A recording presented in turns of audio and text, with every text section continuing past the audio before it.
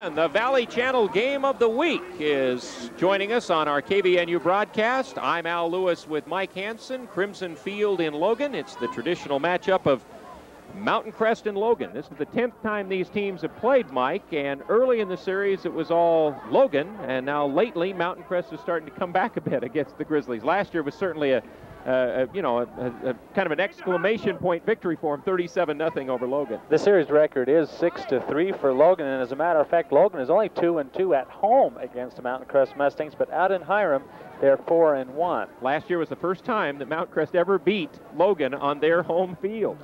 As I recall, it was their homecoming, wasn't it, last year? Yeah, I think so. Seems like it was.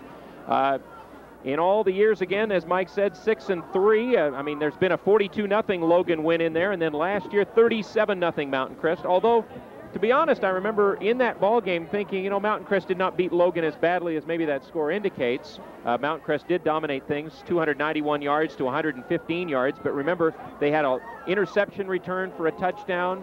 They had a punt return for a touchdown. And really, what they did was their defense didn't let Logan do anything on the night, as the Mustangs come back onto the field before tonight's game. This is also matchup number 12 between Dan Cox and Perry Christensen as head coaches. Dan has won 8 times and Perry has won 3 times. Dan had a 6-game win streak at one time, and now he's got another 2-game streak going now. Tell you, over the years, the one stat that really jumps out at you about Dan Cox and Perry Christensen matchups, 19 on the plus side, the turnover ratio for Dan Cox. Well, Dan Cox is a very good coach, and he disciplines his players to get those turnovers to make things happen. He tells his players, it's important that we don't just sit back and wait things to happen to us. Let's go out there and make things happen for our team. Let's get the interceptions. Let's recover those fumbles, and that's what a sign of a good team. They really do a great job of that attacking defense, and again, as we have talked about on our pregame show already, tonight a real key will be how Logan can do something at the line of scrimmage to be able to get a running game established so they maybe can throw the ball. On the other side, again, Mountain Crest without Ryan Pond and Corey Kohler, 2 outstanding game-breaker type players. Great stalwarts on both offense and defense, but they beat Skyview in a complete game without them. They took care of Box Elder 7-0 in the second half when neither one of them played. And you've got to say that this Mountain Crest team has kind of stepped to the front without those 2 players, and probably in the long run it might help them. Well, I think it will. If you're falling back and depending on just 1 or 2 players on your team and hoping that they come through with the big plays game after game and they get hurt, your team's going to fall apart. But this Mountain Crest team really isn't like that. They've got a good, solid group and good core of players there, a lot of good athletes out there in Hiram. And the substitutions and the things that they've done to recover from those 2 injuries have done the job because they're still undefeated. If you're going to call them anything, call them quick. That's really what they are. Quickness is what Mountain Crest game is all about, and that's why they're 5-0. Logan is 2-3, 1-1 in the region. We'll come back with the lineups and get the game underway at Crimson Field. Logan and Mountain Crest right after this timeout. They just reenacted it on the field with the captains, and right now they're indicating that Mountain Crest won the toss and received. So let's introduce the Mustangs offensive team. At center is Justice Swenson, a senior.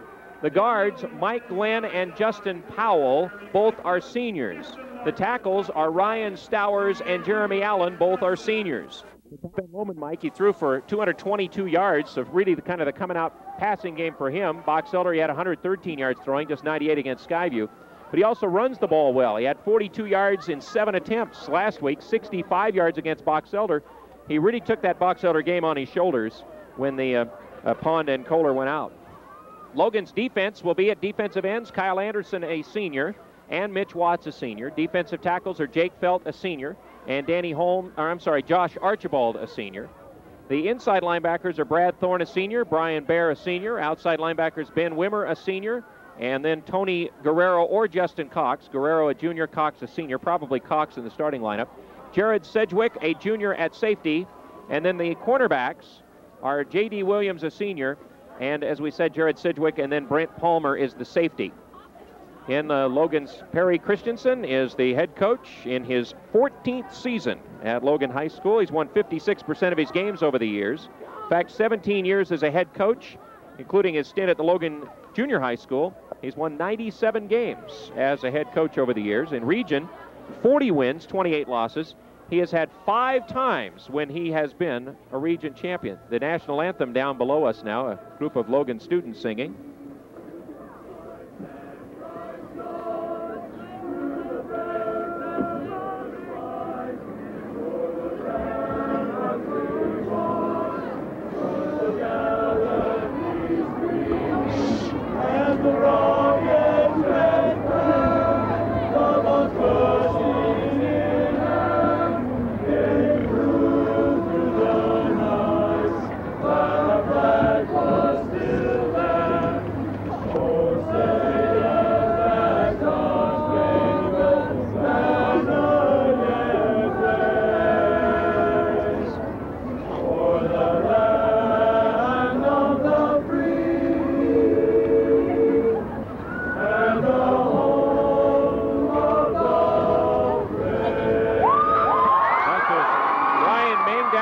J.D. Williams is down there.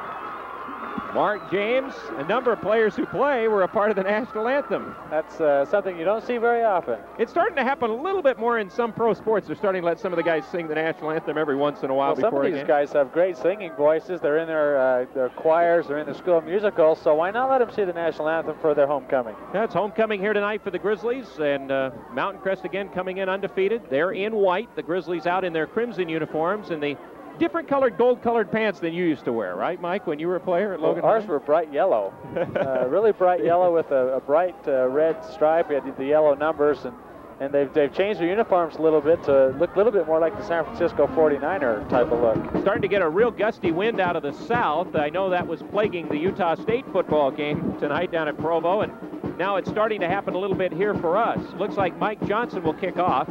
The deep man for Mountain Crest in the middle of the field is Cook, their sophomore. That's Greg Cook. They also have, looks like to the far side of the field, Webb, and to the near side of the field, it is Obrey. We'll see how far Johnson can kick it. I think into the wind now at this particular point. Referee says, let's get this one underway. So our game of the week on the Valley Channel and Logan and Mountain Crest, edition number 10's underway, and running up to get it on the run at the 20 is the deep man Cook, and Cook takes it across the 35-yard line. He caught that, almost had to run so far to get it, Mike. He almost fell down before he caught the ball, but he came up with it. The tackle made by Mike Nielsen for Logan. The run back by Cook is to the 36. That's a 16-yard run back, 1st and 10 for the Mustangs. Johnson had to kick into this south breeze that's starting to pick up here at Crimson Field, and the ball was really short on the kick. And as you mentioned, Cook really had to run up to catch the ball. It gives Mountain Crest pretty good field position. Mustangs start with quarterback Corey Anderson and split backs behind him. One wide receiver. It's Nixon over to the far side. And then Dean in the slot. Fakes inside, runs the option, turns it upfield, and really nothing. Mitch Watts and Jake Felt, or Matt Felt make it yeah, it was Jake. I was right the first time. Kind of turned the thing in, and then finally the tackle made by the inside linebacker right at the line of scrimmage. No gain for Anderson. It'll be 2nd and 10. Credit needs to go to Jake Felt that time. He didn't go with the fake. Anderson's a pretty good ball faker into the line of scrimmage. He kept the ball coming down the line, and it was Jake Felt that really slowed that play up and allowed the pursuit to make the stop. Now Parrott into the game. He's outside of Nixon as a slot right side. Nixon's in the slot. Split backs. Here comes Nixon in motion. 2nd down and 10 for the Mustangs. And they wait and then hand it off to Roundy. And Roundy goes to the right side with that good speed, and he is grabbed around the ankles as he turned the corner on the right side for a nice gain. Tackle made by Brad Thorne up at the 43-yard line. That's a 7-yard run for David Roundy. Mike, last week he had 98 yards, 14 carries against Skyview. And he is only a junior, and so they'll have him back next year, which is a big key for Mountain Crest. They have a lot of seniors starting on this team, and they're all going to graduate, of course, this year. And so how these juniors play now and get that game experience is very important for Mountain Crest. 3rd and 3, Parrott comes to this side of the field, and now I believe that's the other receiver in on the far side over there. In fact, he's coming in motion. It's Webb to this side. And here's a handoff to Ross, the fullback, and he has the 1st down. He cracks it across the 45. Jake Felt and Mitch Watts made the tackle, but it is a 1st down for Mountain Crest, a 4-yard run for Ross. Ross has only carried the ball in region games four times and has had 3 yards coming into tonight. The rushing defense for the Logan Grizzlies has been giving up nearly 5 yards of play this year. They've had some big games. The other teams have had some big games against them. That was one area in the Logan defense that they've been trying to shore up this week. Okay, now in a slot this side of the field, it's Anderson rolling out to the left side, looking like he wants to throw sideline. He's got his man. He turns it up the field, tight ropes the sidelines. Nope, he stepped out of bounds at the 41-yard line. J.D. Williams, the corner, got beat to the flare to the outside along with Brian Bear trying to help on the play. The pass completed downfield to Nixon, and Curtis Nixon takes it to the Grizzly 41-yard line for a 1st and 10 for the Mustangs. That is good for 12 yards and a 1st down. Logan was in a blitz that time that came from the weak side, and it was the planned rollout for Anderson to come to this near side of the field with the strength of the Mountain Crest formation. Nixon does a little 5 or 10-yard out there, and he had beaten J.D. Williams to the spot. Now the Mustangs cooking at the Grizzly 41. Ball near side hash mark. 9:44 to play, 1st quarter, no score. They kind of break the backs in the backfield, and a rollout right by Anderson. Wants to go long down the sidelines. His man releases Parrott, but he runs, oh, I'm sorry, it's not Parrott, it's Smith over on the far side, and he ran out of real estate over there. He ran off the gridiron with Sedgwick and also Mark James in on the coverage. It'll be 2nd and 10 for the Mustangs at the Grizzly 41, and he really aired that one out. Shows that Anderson really does have a good arm. He's a good all-around athlete. As we mentioned, he likes to run the ball as well as throw it, so the key to the Mountain Crest offense is usually how he plays. In fact, Dan Cox said to me this week, he says, you know, the one thing about Kevin is he will not give up. I'm sorry, I'm talking about his brother already again. Corey, the one thing about Corey, he will not give up. He'll fight to the end. 2nd down, slot formation left. Now Nixon goes in motion. Parrott left as the wide receiver left side. Here's a rollout right, blitz on. Thorne gets there. The throw is incomplete. He had to release early. It might have been intended for Roundy on a little bit of a delay pattern, but Brad Thorne made him throw early. Brad Thorne likes to come on that inside linebacker blitz. That's one of the keys for Stu Howell, is how those linebackers play on the inside. He likes to send those on the inside blitz. That way, that time it was Thorne who just came in right over the center. Nobody picked him up, and he forced Anderson to throw the ball early, and it was an overthrow by Anderson. Mustangs hit their last 3rd down. Now they have a 3rd and 10 at the Logan 41-yard line. Now they've got Smith in the slot to the right side, and it is Dean that's outside of him. And here's back to pass Anderson, all-out blitz. He rolls right now, he runs, and this is where he's really tough, but from behind, a great tackle by the Grizzlies, Justin Cox. Cox stopped him. In fact, they're going to mark him down at the 37-yard line, a 4-yard run, but that was a great open field tackle by Cox because he would have had the first down easy. Well, it looked like Anderson did have the first down. He had kind of broken free of the contain there. Had some pretty good blocks up the field, and it was from behind that Cox made the tackle, and that was a first down saving tackle. Looks like Mountain Crest now is going to go for it on 4th down. Now it's a timeout on the field by the official. Official's timeout right now. It's going to be 4th down at about 6, and one of the Grizzlies has an equipment problem that needs to be taken care of, it looks like. Looks like the visor or some sort of a problem there on the linebacker Brad Thorne. He wears that visor over his face mask. Now everything's set. So here we go. Mountain Crest will go for it because there's a Logan 37. Okay, Dean is the outside receiver this side. They send a man out as a wingman, the fullback, Ross, I believe it is. In motion to this side of the field comes Nixon. 4th down and a flag down as the play starts. Somebody had to be lined up offside. We don't know who it was on. I didn't really see any motion on the offense. Let's see what the official calls. Dead ball, offside, Logan. Boy, Logan's been called for that many, many times this year.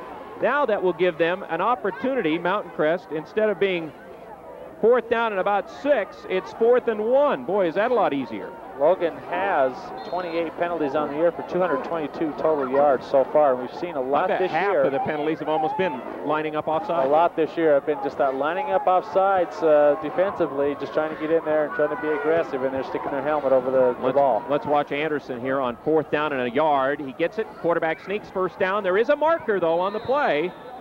And that probably is going to be a holding call because it was thrown right back at the blocking at the 30-yard line.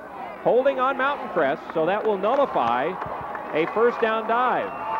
Now Dan Cox may change his tune. It looks like he's sending on his punt unit because instead of being 4th down and 1 where the flag is, it's going to end up being 4th and about 11 with 8:16 to go in the 1st quarter. Let's mention one of our game sponsors. It's Comfort Inn of Logan. Hey, you don't have to go far to get away. Again, just go to the Comfort Inn here in Logan. This really, again, changes. That was a quick holding penalty. The official threw the flag immediately at the snap of the ball, so he probably threw it right where the center had snapped the football and called the holding penalty, and that was too bad for Mountain Crest because that did take away a 1st down. Josh Jensen will punt. They snap it back to him. They get a good rush on him, and maybe somebody might have got a piece of that. He did not kick it well down the field. It went out of bounds at the 22 or 23-yard line. So that is a punt that's going to be marked at only 21 yards by Jensen, and Logan will actually get pretty good field position out of a spot I think Mountain Crest thought they could pull him back. It's at the 22-yard line with 1st and 10. Logan's offense, Ty Kidman at quarterback, Greg Anderson at tailback, Tony Guerrero at fullback, Josh Hills, Terry Spencer, the wide receivers. Tight end on the first play is Chad Sampson. He's on the right side. Split backs behind Kidman on 1st and 10. Mountain Crest basically almost with everybody at the line of scrimmage. They're playing man-to-man on Hill as he goes in motion. Handed off Anderson, looked for a hole inside, went outside and turned the corner, and Anderson's got a 1st down. He went around the right side of Mountain Crest defense. He kind of went into the hole, hesitated, then went to the outside. Over on the far sideline, the tackle made by Jarman Lyle and Eric Schiss. They marked the ball at the 34-yard line. That's a 12-yard run and a first down for Logan. Logan knew coming into the game that Mountain Crest really likes to come hard from the outside, and they felt like they could possibly run to the outside against this big, quick, aggressive Mountain Crest defense, and that time they showed there that on the Mountain Crest side they can be susceptible to that wide run. Justin Larson runs into the game for Logan now in I formation on 1st and 10. They pitch it to Anderson, sweep to this side. Anderson tries to turn the corner, flag on the play. It's going to be an illegal block on the Grizzlies, going to bring it back. Great upfield pursuit by Mountain Crest Justice Swenson, and he's the one who caused the holding. I think it was Guerrero who kind of grabbed him and tried to tackle him behind the line of scrimmage. That one's really going to hurt because the penalty flag is way back behind the line of scrimmage, and it'll be enforced where that flag is. Guerrero so just nullified about a 6-7 yard run. Guerrero just trying to protect Anderson, as you mentioned. They had great upfield pursuit on the Mountain Crest defense, and Guerrero just tackled the defender there and threw him down to the ground. The official standing right on top of the play through the flag. 17-yard penalty, as it turns out to be. So now 1st and 27, just where you don't want to be for Logan against a defense like Mountain Crest, which has Swenson at defensive end and Jensen at defensive end. Schiss is the nose tackle or nose guard. In motion goes Tony Guerrero on this first down. Pitch it to Anderson, right-hand side, covers up the ball, turn up field, behind a block of 2 and gets to the 20-yard line. Swenson made the tackle for Mountain Crest, and also getting in on the play was Burt Parrott, who plays outside linebacker. Also at outside linebacker is Dan Hansen. The defensive tackles are Kendon Thigpen, he's the biggest guy on the team, and Jarman Lyle. Then the cornerbacks are Jake Pearson and Russ Dean, and the safety out there right now for Mountain Crest is, I believe it's Nixon, who's playing safety. Mountain Crest really plays all 11 players within 5 to 6 yards of the line of scrimmage. No real safety on this team. They just kind of all play around the linebacker area. They like to go one-on-one in the secondary and then send the linebackers or the strong safety. I think David Webb is actually the safety right now, but he's not much of a safety. 4-yard run, 2nd down and 23. Outside pass, incomplete, and there's a flag. It was a late flag. Jake Pearson seemed to get there about the same time that the ball got there, but there's a flag on the play. Pass interference against Mountain Crest, and that should give Logan an automatic first down. So that'll be a 15-yard penalty from the line of scrimmage, and it'll give Logan their second first down of the game. We're going to mark it off from the 21, so it should be somewhere up around the 36. Let me mention another one of our participating sponsors of Logan High football. It is Carousel Carpets, quality service and installation of carpet, vinyl, and countertops and blinds. They do mark it on the 36. First down Grizzlies, second first down of the game for them. No score at 6:48. First quarter on tape delay coverage on KVNU and the Valley Channel Game of the Week. Now into the game is Mark Thompson to this side of the field. In motion, Josh Hill. Hand off to Guerrero. Guerrero wrapped up and down. It was Lyle who got there and tackled him for a loss. Lyle cut through and just got him up around the shoulder pads and just ripped him down. Good play by Jarman Lyle. A loss on the play back to the Grizzly 32. A 4-yard loss for Tony, who's really had a tough time getting any positive yardage lately.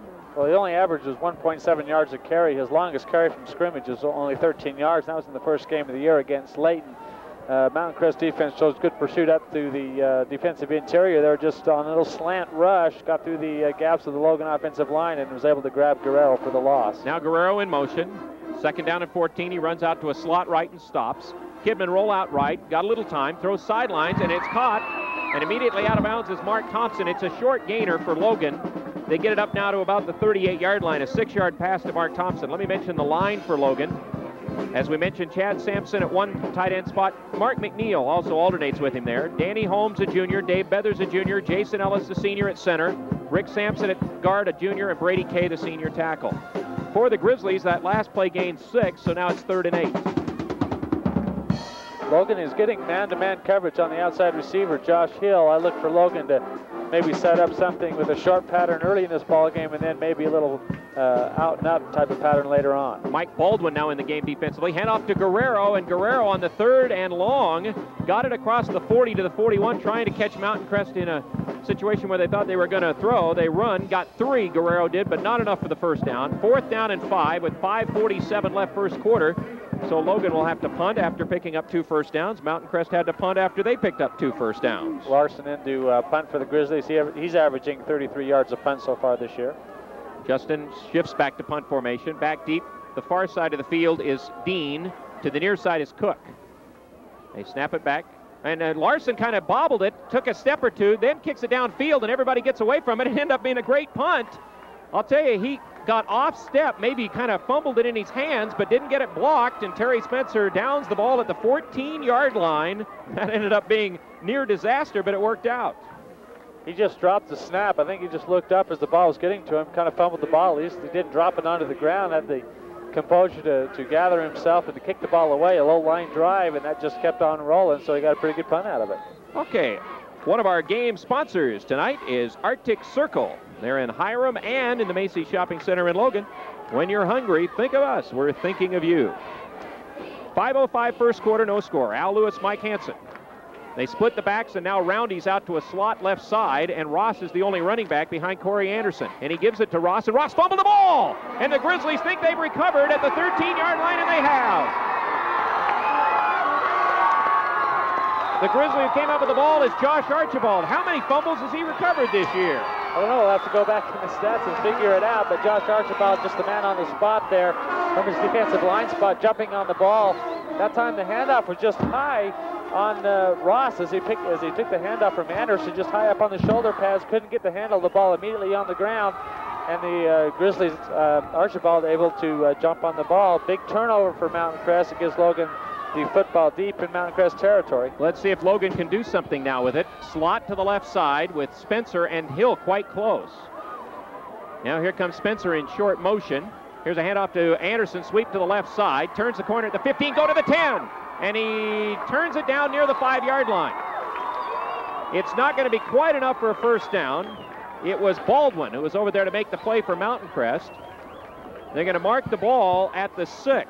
So it's a 7-yard sweep run by Greg Anderson. Actually, they're going to mark it to the 5, give him 8 yards on the run. It will be for the Grizzlies 2nd down and 2 at about the 6 or 5-yard line. It's just that same sweep type of running play. They get Anderson on the sweep play. They send Guerrero out in front. They clamp down with the tight end and the wide receiver to cut off their pursuit, and it's worked twice now for Logan so far tonight. Now it's Josh Baker in the game to the left side. Right side Spencer, back to pass. No, he handed it off to Anderson, and Anderson dives down near a first down. Chad Sampson holds his hands into the air. He thought that he made a pretty good block to help there. The official looks at it, and I think they're going to have to bring on the chains and measure. So the Grizzlies have recovered a fumble. This is the kind of thing that they wanted to have happen. Remember, they could have been in real bad field position after the Mustangs were punting to Logan at about the 37-yard line. So you think back now about mistakes so far in the game, Mike, and Mountain Crest is making more of them than Logan. They made a mistake on that 4th and short with the holding call, and now they fumble the ball. That was a good aggressive tackle there by David Webb. I need to mention him on that last play with Anderson. David Webb coming up very strong from what appears to be a free safety position that he's playing, even though he's up in the linebacker area. Well, they play everybody at the line of scrimmage. Dad said the other day he plays man-to-man and everybody at the line. First down Grizzlies, 2-yard run by Anderson. So it'll be 1st and goal for Logan. But you're right, Al. They have shot themselves in the foot a little bit so far in this first quarter. 3:26 to go with no score. But they've had some opportunities. They had a 4th and short, and they held, and that forced them to punt. And now on this fumbled punt return, puts Logan in scoring position. Offset eye with Guerrero kind of moving over towards the left tackle. Now the official on the far side of the field coming in to talk to the referee. I think they've got everything figured out now. Clock runs. 1st and goal, Logan. This is where Mountain Crest is tough when you try to run against them. 3 yards. Kidman long count at the line. Fake the pitch. Shovel it. Want to pass right. Getting in the grasp, and he's down. Great play by Swenson. Swenson didn't go for that fake pitch. And then Thigpen came in to help on the sack. But they get Kidman back at the 12-yard line. That's a loss of 9 on the play. Same type of play that Utah State had success with last week against New Mexico State. They fake to the strong side of the formation, and then Kidman tries to roll to the weak side and set the tight end or another receiver to the weak side of the field. That time, a great play, as you mentioned, by Swenson, who just did not go for the fake at all and wrapped up Kidman. Kidman unable to get the pass away, and that was a big sack. 2nd and goal, but now it's way back at the 12-yard line. 2:39 left. Kidman under center. Got to hurry and get this play off. Anderson goes in motion. Now, he didn't make it. Another 5 yards will be tacked on. I'll tell you, Kidman was pulling away from the line about the time the referee blew the whistle. But now a 5-yard penalty will move it back to the 17, and now the Grizzlies are in real trouble because, again, now you're not maybe even in field goal range because Logan doesn't have a tremendous kicking game, and you're also kicking back into a little bit of a south wind now. So the Grizzlies will have 2nd and goal from the 17-yard line. We're in the first quarter, no score. I'm sorry, Al. Kidman does need to be a little bit more aware of what that official when it begins to count. He doesn't look back, doesn't really know that the official is counting, and just took his time as usual, and he got called for the delay of game. I formation. Anderson runs in motion out to the left side. Kidman back to pass, gets pressured. Now he's sacked. They've got him big. The first one to get there, I think, was, it was Jarman Lyle, and then Swenson and Jensen finished him off back at the 19. Didn't I say Mountain Crest was tough? Nope. Actually to 29, not the 19. That's a 12-yard loss again for Kidman.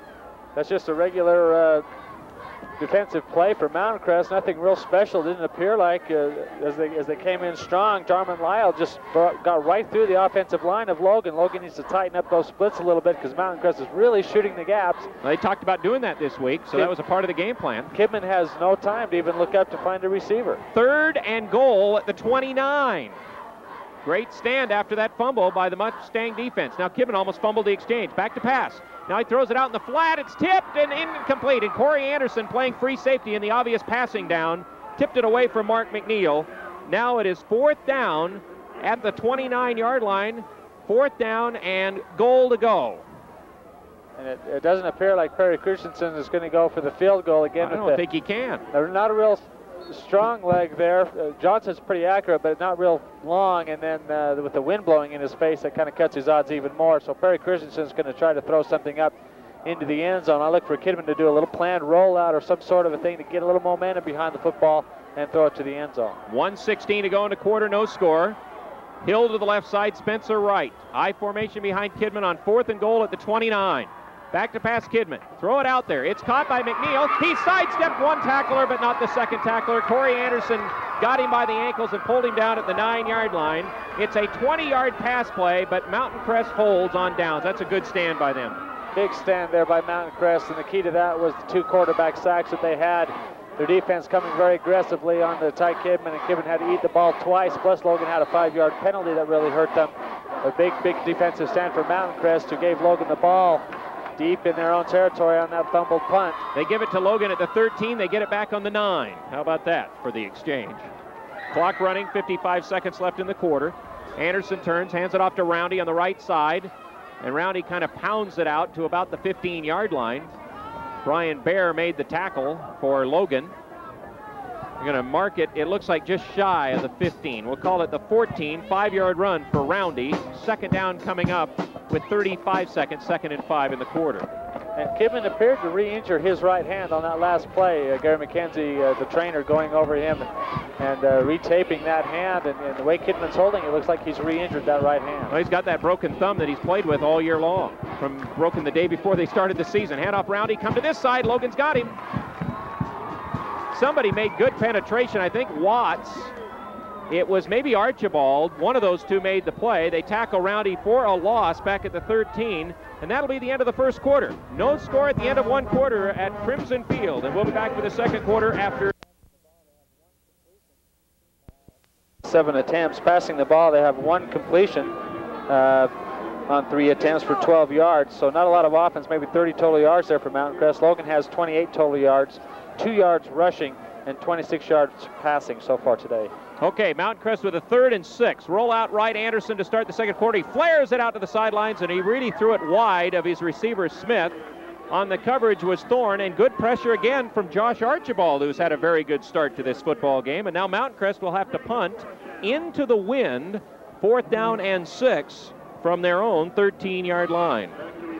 Both defenses playing pretty good football so far tonight. The offenses have had some opportunities, but the defenses have done the job, and now Mountain Crest forced to punt again. Jensen did not kick the last one very well, or maybe somebody got a hand on it. I don't know. There's the snap back to Josh. Josh kicks it away up into the air. Now the wind's catching it. Hill calls fair catch and takes that knuckleball at the 44-yard line of Mountain Crest. And a knuckleball that was. That thing was flying just like a wounded duck. but it was way up in the air. That is a 31-yard kick. It got caught up in the wind, too, and it looked like it was going to go pretty far. It got caught up in the wind and just died, really, and now Logan has excellent field position again. Kidman is not in the ball game. He's still having that right hand attended to, and here comes Palmer. Brent Palmer, he's had substitute for him. He quarterbacked for about 3 series in the Ben Lomond game. He has thrown 3 passes as a quarterback, 1 as a halfback this year. He's 0 for 4. I formation, probably a running game here, you would think. At the 44, Logan's line's going to have to do a job. It's Anderson on the right side. Anderson, he almost broke it around the edge. He finally goes down at the 41. He's going around the right side. Burke Parrott hanging on, and finally they make the tackle over there. A 3-yard run for Greg, who started very well. 4 carries, 27 yards tonight. That's almost a 7-yard average per run. He's done well running to the outside and running those off-tackle plays, and that's where Logan feels like they're going to have their success. Now, Palmer's a pretty good athlete. He can throw the ball pretty good. He's only had 4 attempts so far this year. Again, he has more experience with that offense now that he knows he's going to be second string, so he's getting a lot more repetitions. I know Perry's given him more repetitions in practice lately, too, because of how he got in that other game. And he's back to pass on 2nd and 7, throwing long for Hill, incomplete. There's a flag, and there was some bumping going on between Hill and the Mountain Crest cornerback, Jake Pearson, who got called earlier for pass interference. Now we'll see which way the interference goes. It might have been on Josh Hill of Logan. Interference, Mountain Crest. There was pushing going on definitely there between the 2 of them. And it will be called on the Mustangs, Pearson, and that will give Logan a first down. And they're going to mark the ball down now to the 26-yard line. So give Logan a first down by penalty, a 15-yard penalty on Mountain Crest. You know, Mountain Crest over the years, the one thing they have done is they get a lot of penalty yardage. They do. That's just because they're very aggressive, and occasionally it does hurt them, and it's hurt them so far in this game. They just preach a very good, aggressive, fly-around type of a defense, and get in the receivers' faces and those kinds of things that they teach them, and occasionally they get called for the big penalties. Now Belliston into the ball game. Travis out as a slot receiver left, or wide receiver left. They hand it off inside to Guerrero, a little kind of quick counter, and he got to about the 25, and that's it.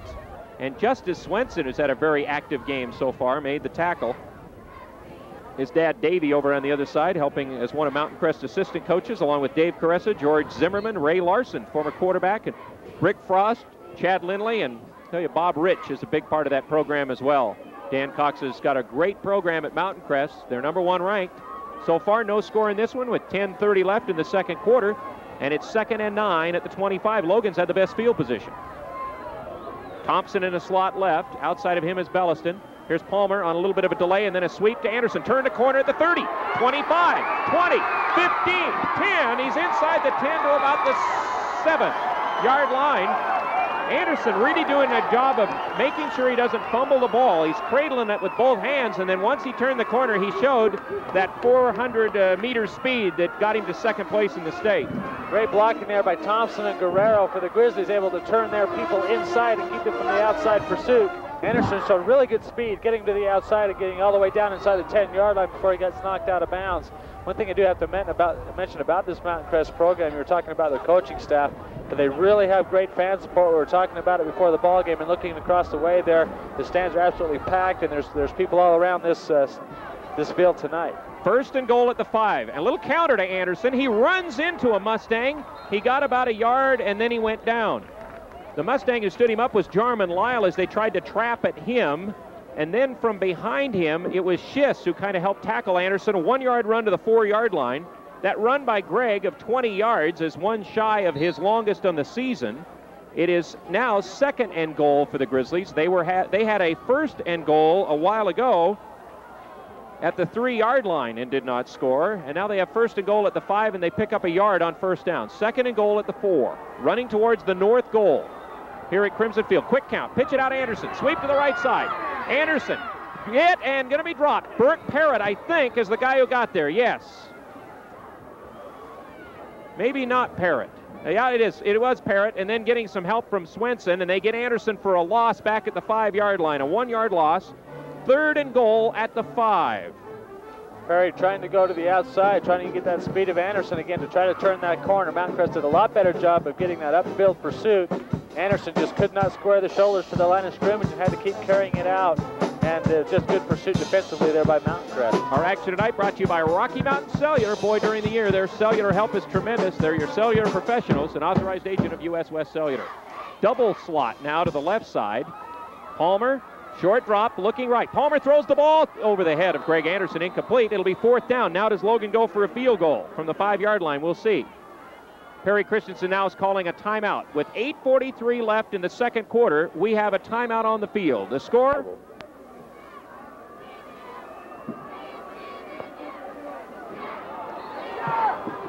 This is a 4th and goal play at the 5-yard line for the Grizzlies. No score in a ball game. They're going to go for it.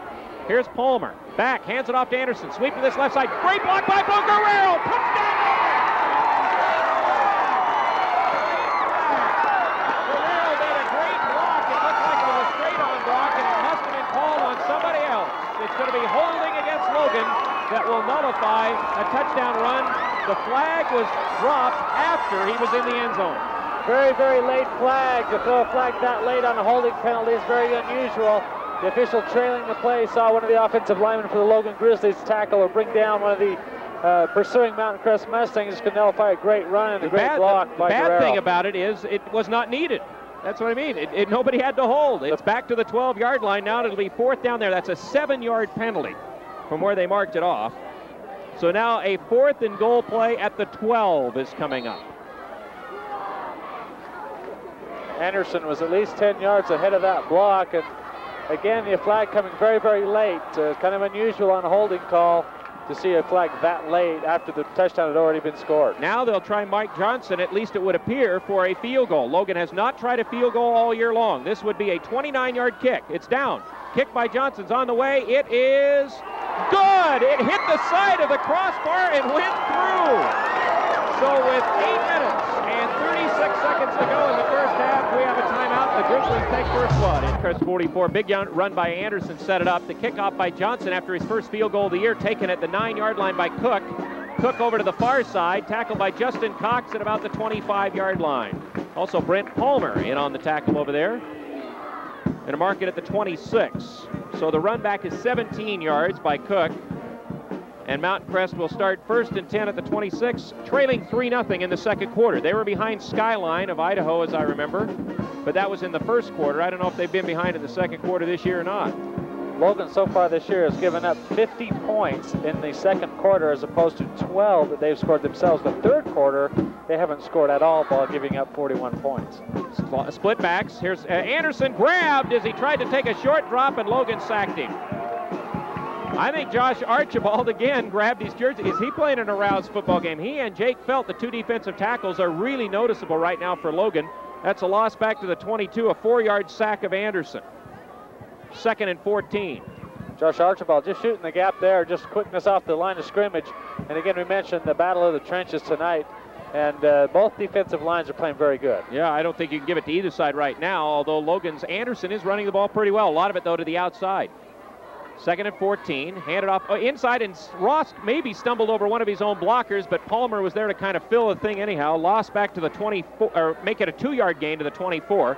Let me mention Deseret Industries, one of our participating sponsors tonight. Deseret Industries, a federally approved sheltered workshop at 255 South Main. 3-0 Logan, 7:12 left second quarter. On the Valley Channel game of the week and tape delay on KBNU. Mountain Crest now facing 3rd and 12 at the 24. Got Smith on this side as a wide receiver. Now out of the backfield running to this side. That's Smith. No, it's Webb. Back to pass. Anderson steps up in the pocket. He's deadly to run. Breaks a cut and then get hit, and he might have fumbled the ball. The Grizzlies think they've recovered. It looked like somebody hit Anderson pretty hard as he went across the 30. It is shy of the first down, even if and Mountain Crest did recover the ball. So he did fumble. It was recovered by Mountain Crest. Could have been recovered by the last guy out of the stack there. It might have been Jeremy Allen. So the scramble run by Anderson gets it up to the 33. He got 9 on the play, but not enough for a first down. It's 4th and about 3. Jensen to punt for the 3rd time tonight. Back deep is Josh Hill. Jensen gets the snap. No rush at all by Logan. And again, off the side of the foot. It's high, but not deep.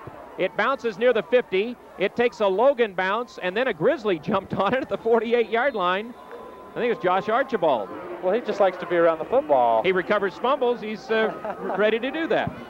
That's only a 15-yard kick by Jensen after the bouncing and everything turns out. And Logan will start their third consecutive possession in Mountain Crest half of the field at the 48, leading 3-0 with 6:30 left in the first half. Mountain Crest offense really unable to get on track so far here in the first half. Now we see Ty Kidman coming back into the ball game. He was warming up on the sideline, still showing quite a bit of pain as he was throwing the football, but he knows the importance of this ball game, and he's going to play with that pain in his right hand. Well, Palmer got 3 points out of that last possession, though. Here's a pitch by Kidman. Sweep to Anderson, right-hand side, cuts it up the field and gets to the 45-yard line. It was Burke Parrott who made the tackle. Burke, outside linebacker and wide receiver. At the 45, 3-yard run by Greg Anderson.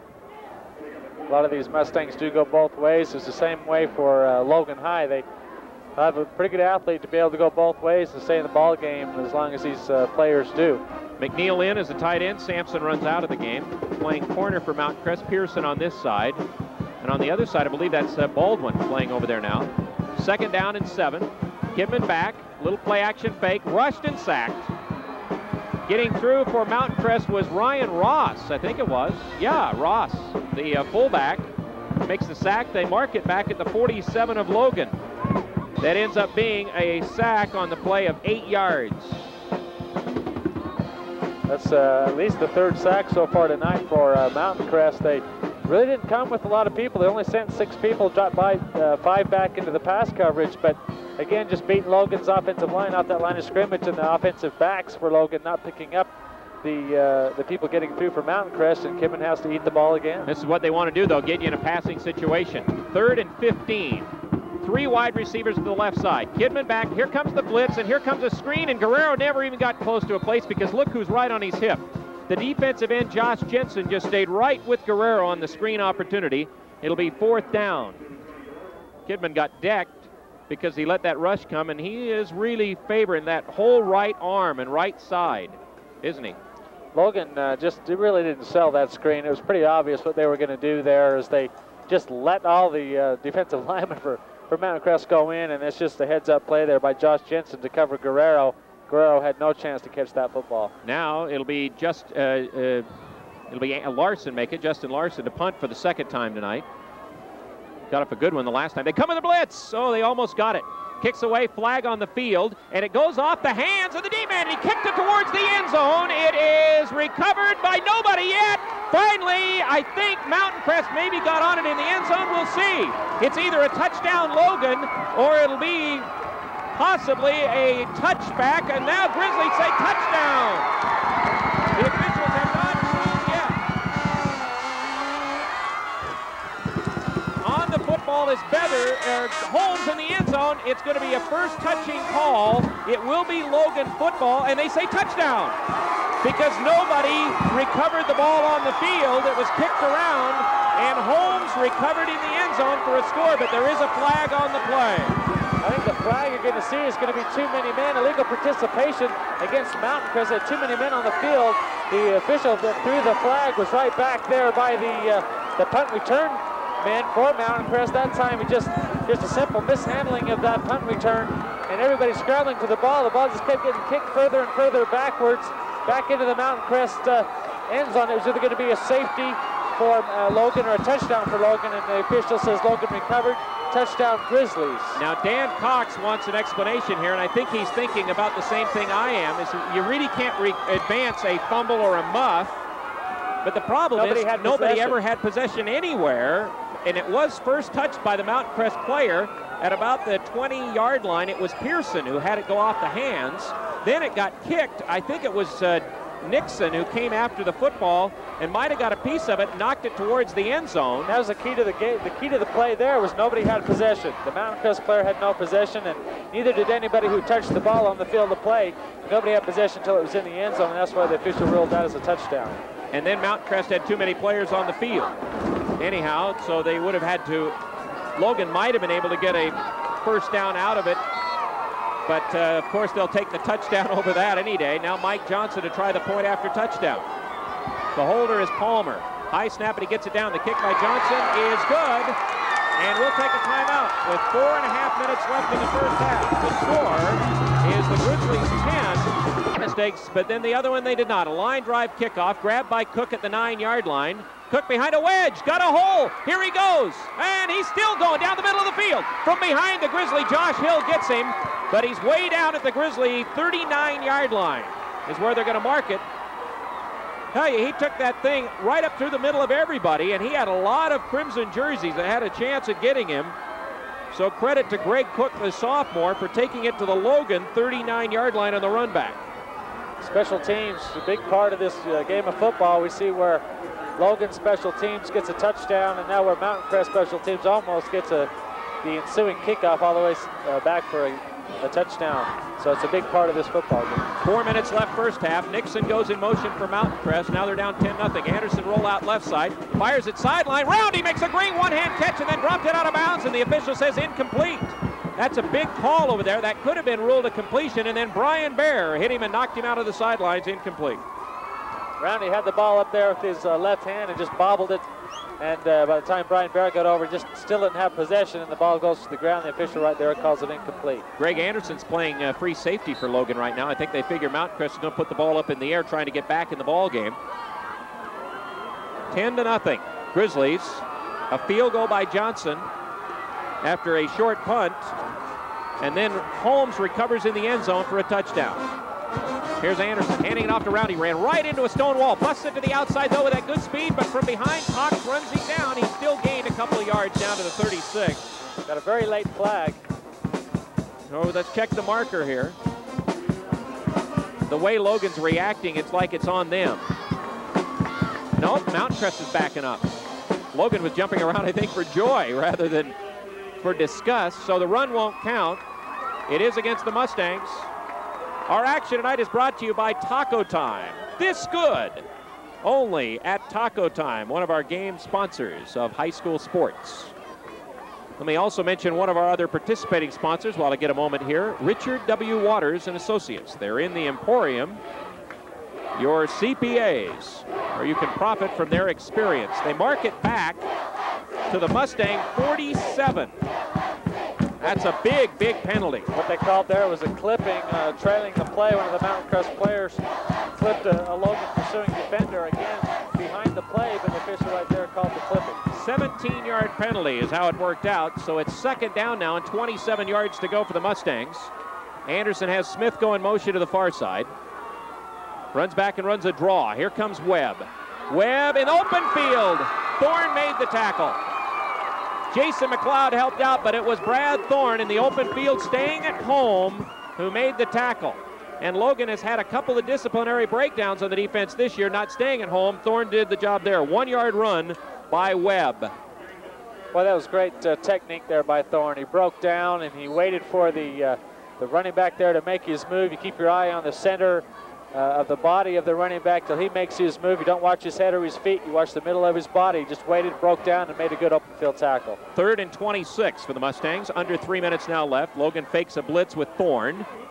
Anderson rolls over to the left side to throw the ball. Sidearms it out there, and it's off the hands of Nixon, incomplete. Palmer on the coverage, and Nixon looks like he's shaken up as he went across the sideline over there. It'll be 4th down. Ran into some of his own players there on the sideline. On the pursuit defensively was Justin Cox for the Grizzlies with great coverage. Again, the ball overthrown, and it looks like we still have that injured Mustang on the far side. So now with the ball at the Logan, or Mount Crest 48, 4th down. Mustangs will have to punt it away again. Hill is back. Jensen, the punter, gets the snap, steps in, booms this one better. That's a good kick. Now Hill watches it go into the end zone, so the break doesn't go for the Mustangs. Logan will get 20 yards back. And the ball will be at the 20. That's a 52-yard kick by Jensen. He kept that one out of the wind. But look at the score, 10-0 Logan over Mountain Crest. The Grizzlies with the field goal and then the recovery of the bobbled punt in the end zone by, I believe, Danny Holmes. Wasn't he the last guy who got up? It looked like he got the ball. Yeah, I think it was Danny Holmes who recovered that. It was such a mad scramble, it was really hard to tell, and the officials had to make up their minds for a few minutes. But Logan defense surprising this Mountain Crest offense so far tonight. Just unable to get on track so far. Grizzlies on 1st and 10 at the 20. And Kidman goes right to the air, kind of surprisingly, and runs the and then Hill is down. He got tangled up in the feet of Pearson. This time, no flag. Pearson's already had 2 flags on him tonight. And that one might have been the first time tonight I might have said, well, maybe that would go along with that, but it's incomplete. It's 2nd and 10. I mean, you know, sometimes you got to count for incidental contact, and when 2 guys are running down the field, sometimes legs are going to tangle. That's going to happen. The official right on the play decided not to throw his flag. If Hill hadn't fallen down, that was going to be a long pass play, so it was fortunate for Mountain Crest that their feet did get tangled up and he went down. You know what Dan Cox saying, they bring everybody to the line of scrimmage. They realize in the man-to-man that sometimes you might give up a big play, and that could have been one of those. So they bring they have Anderson now playing a little bit more of a center field type of free safety. They have dropped him back, and now Kidman's going to run a draw to Anderson, and Anderson kind of skipping through the line of scrimmage. Look at how many Mustangs it takes to pull him down, though, at the 27-yard line. Josh Jensen has got him from the side, and it's Burt Parrott who also helps make the tackle. And the last guy up for Mountain Crest was Corey Anderson, the free safety, up at the 27. That's a 7-yard run by Anderson. 3rd down, 3, 2:11 left in the half, a surprising 10-0 Logan lead. Grizzlies playing pretty roused defense so far, and Anderson's running is excellent. 10 carries, 49 yards. In motion, Hill to the far side. Kidman, sweep to Anderson. This time they've got players out there trying to get him. Dan Hansen, good play by Dan. Outside linebacker just waited for Anderson to try to make the move, and they tackle Gregg for a loss. And now Mountain Crest is going to call a timeout. We'll keep it here at the Crimson Field. That loss on the play is 5 yards back to the 22-yard line. It'll be 4th down and 8. Grizzlies up 10-0, 1:42 left. Obviously, Mountain Crest thinking they might get a chance to get some field position and put some points on the board. Logan, Perry Christensen going to the well maybe just once a little bit too often this first half, trying to run outside to that weak side. It's worked before. It actually worked for a touchdown that was called back earlier here in the 2nd quarter when Anderson went in for the apparent touchdown, which was called back for a holding. But Perry went to that, and just good pursuit there by Hansen, who just pursued upfield and didn't allow Anderson to get to the outside, and then made a good open field tackle. Central Park is one of our participating sponsors, and they give you an opportunity right now to vote for your favorite presidential candidate. You can go in, unlike what you can do on the first Tuesday in November, you can vote as many times as you want at Central Park right now. And I don't know if they've got a 3rd guy on the ballot or not, now that Ross Perot is in the race. 1:42 left. Neither team has much offense so far. Looking over here at Sherry's numbers, Sherry Peterson and Amy Bingham with statistics: 48 yards for Mountain Crest, or for Logan so far, and 38 yards for Mountain Crest. Logan to punt, snap it back to Larson. Larson kicks away, nice kick. Cook is going to go back and watch it go by him. Look at this thing taking a Logan bounce. It finally stops at about the 20, back to the 21. Cook scoops it up, and he's tackled at the 26 or 27-yard line. Downfield by Terry Spencer and Danny Holmes. So Holmes has definitely had a big night on the special teams, recovering for a touchdown. And the ball will be at the 27. I think Mountain Crest thought they'd get a little better field position than that. And actually, Cook did fumble on that punt return. The ball just went out of bounds. So let's see. That's a 57-yard punt by Larson. And 1st and 10 for Mountain Crest at the 27 after a run back of 5 yards on the run back. And Anderson quickly going to the air. His clock is running out here in the first half. He sidearms, incomplete off the hands of Nixon. Curtis Nixon. Anderson kind of sidearms these passes down the field, and it looks like they're kind of sailing just a little bit, kind of like a sidearm pitcher would pitch in baseball. It's kind of like that ball moves one way or another, and it's kind of sailing away from his receivers. Hasn't been real accurate tonight. We've seen him overthrowing, as you've mentioned, but it's been pretty good coverage there by the Grizzlies. Threw into a crowd that last particular play, but Logan's defensive backs dropping way off the ball. Anderson's 1 for 6, Mike, so far. One thing that I've noticed about prevent defense is they usually don't prevent much, and it seems to me like the defenses ought to just stay with what was working for them before. Logan is backing off a bit here on 2nd and 10, and one of the Mountain Crest linemen moved, and there's no flags. Now there's a flag, and Anderson sacked by Josh Archibald. Now if Logan gets a choice on the play, I would bet they'll take the sack. That's a dead ball, though. Offside on Mountain Crest, or encroachment on Mountain Crest. Actually, in high school football, if you move before the play and you're into the neutral zone, it's the signal you get is like offsides. 5-yard penalty. Mountain Crest has had a bunch of penalties now, 5 of them tonight. 5 for 53 yards, and they've been some key penalties so far tonight. course, Logan scored a touchdown that got nullified by a holding penalty that really didn't seem to be needed. And then eventually had to settle for a field goal, and then they recovered a fumbled punt in the end zone for the touchdown. So they lead 10-0, a minute and a half left here in the first half. Logan's homecoming game. Second down, 15. Back to pass, Anderson. Ducks inside, little fake. Roll out right, buying in some time. Still got time to throw. Now he throws down the sidelines, and it's knocked down by Jason McLeod, who had a pickoff of a pass earlier this year. Pass was intended for Smith down the field, and it's incomplete. It'll be 3rd and 15. To the outside, just give the credit to the Logan Grizzly defensive backs, able to cover those receivers for an awful long time. You know, you can only cover a receiver for just a few seconds, and if the quarterback gets a lot of time, it makes it hard. A minute and 20. Dan Cox knows this could be his last stand in the first half to try to keep something going, to get something on the board. And obviously, the way this thing's going right now, Mountain Crest wants to get something to change the momentum of this game, some points on the board, because now Logan's defense is really starting to play aroused football out there. They're really starting to fly around, make some plays happen. Well, as the game wears on and Logan stays close, is just going to gain more confidence. And that's important because Mountain Crest is such an odds-on favorite, you know, to be honest, to win this game. And Logan felt like if they can keep it close, they can gain that confidence and make it tough down the stretch. Remember, Mike, we talked about at the top of our broadcast about big plays Logan's been giving up. Biggest play tonight for Mountain Crest so far, 12 yards. And that's unbelievable after what we saw last week against a very good Preston team, when Logan gave up some really big runs. And it's the rushing defense, again, that Logan has improved on tonight. We've seen it so far. I think I figured up that so far this year through 5 games, Logan had given up 21 plays or 27 plays of like 18 or more yards. 3rd down and 15 here for the Mustangs, who trail 10-0. Corey Anderson under center.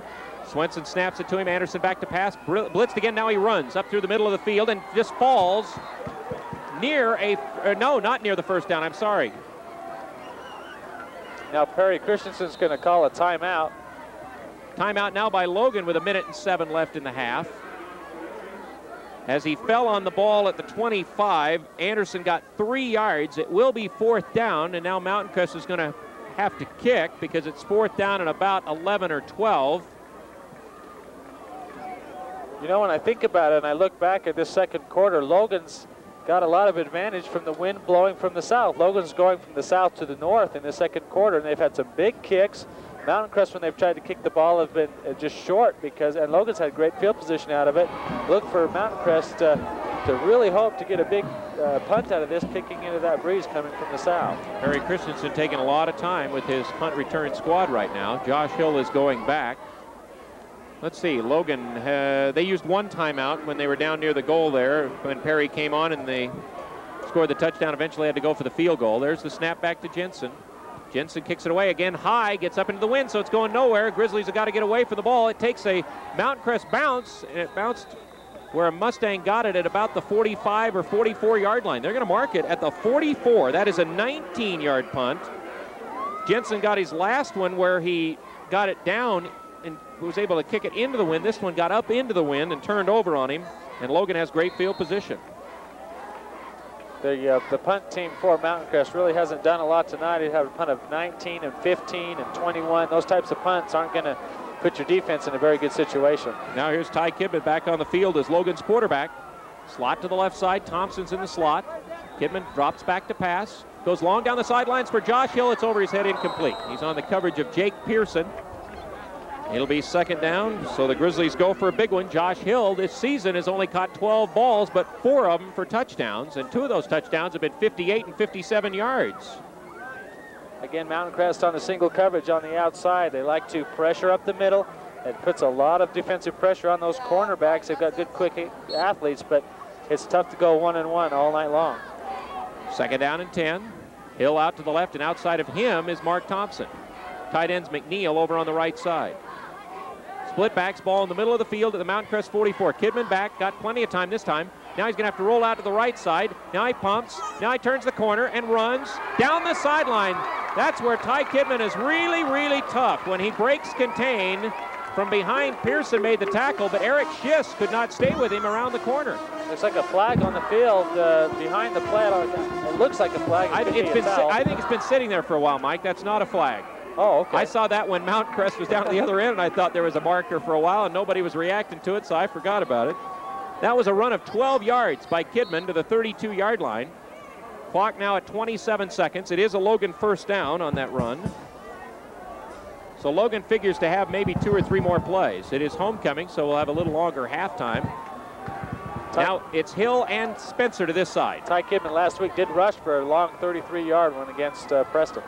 Now Kidman back, blitz coming from the outside backers, and it's Kidman going long down the middle. Now here's Spencer trying to make up ground to the ball, and he just could not do it. Incomplete. That ball hung up in the air long enough. I thought he'd really thrown it down the middle. It looked like it almost sailed this direction. Didn't have a lot on it. Spencer couldn't get there. Pretty good coverage by Baldwin. 21 seconds now left. Ball at the 32, 2nd and 10. Kidman had a good idea to try to throw it over that left shoulder of Spencer, where he would be the only one that would be able to come up with the football, and gave him the best chance to catch it, but the ball just underthrown. It could be that thumb just giving him a little bit of problem trying to throw long. Chad Sampson brings in the play from the sideline. Our action tonight brought to you on the radio and the television by Gordon's Glass. 34 years of glass experience for you at 1850 North Main and Logan. In motion goes Anderson.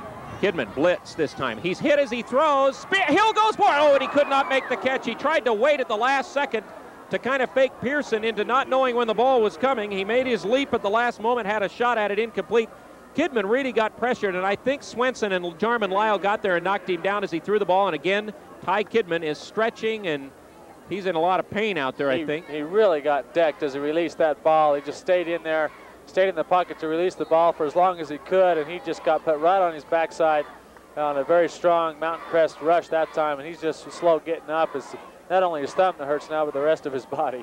3rd and 10 from the Mustang 32. Single coverage on the outsides again. Look for Logan maybe to try something up the middle. They haven't really done that yet tonight. Anderson out in a slot on the left side. Here's Kidman.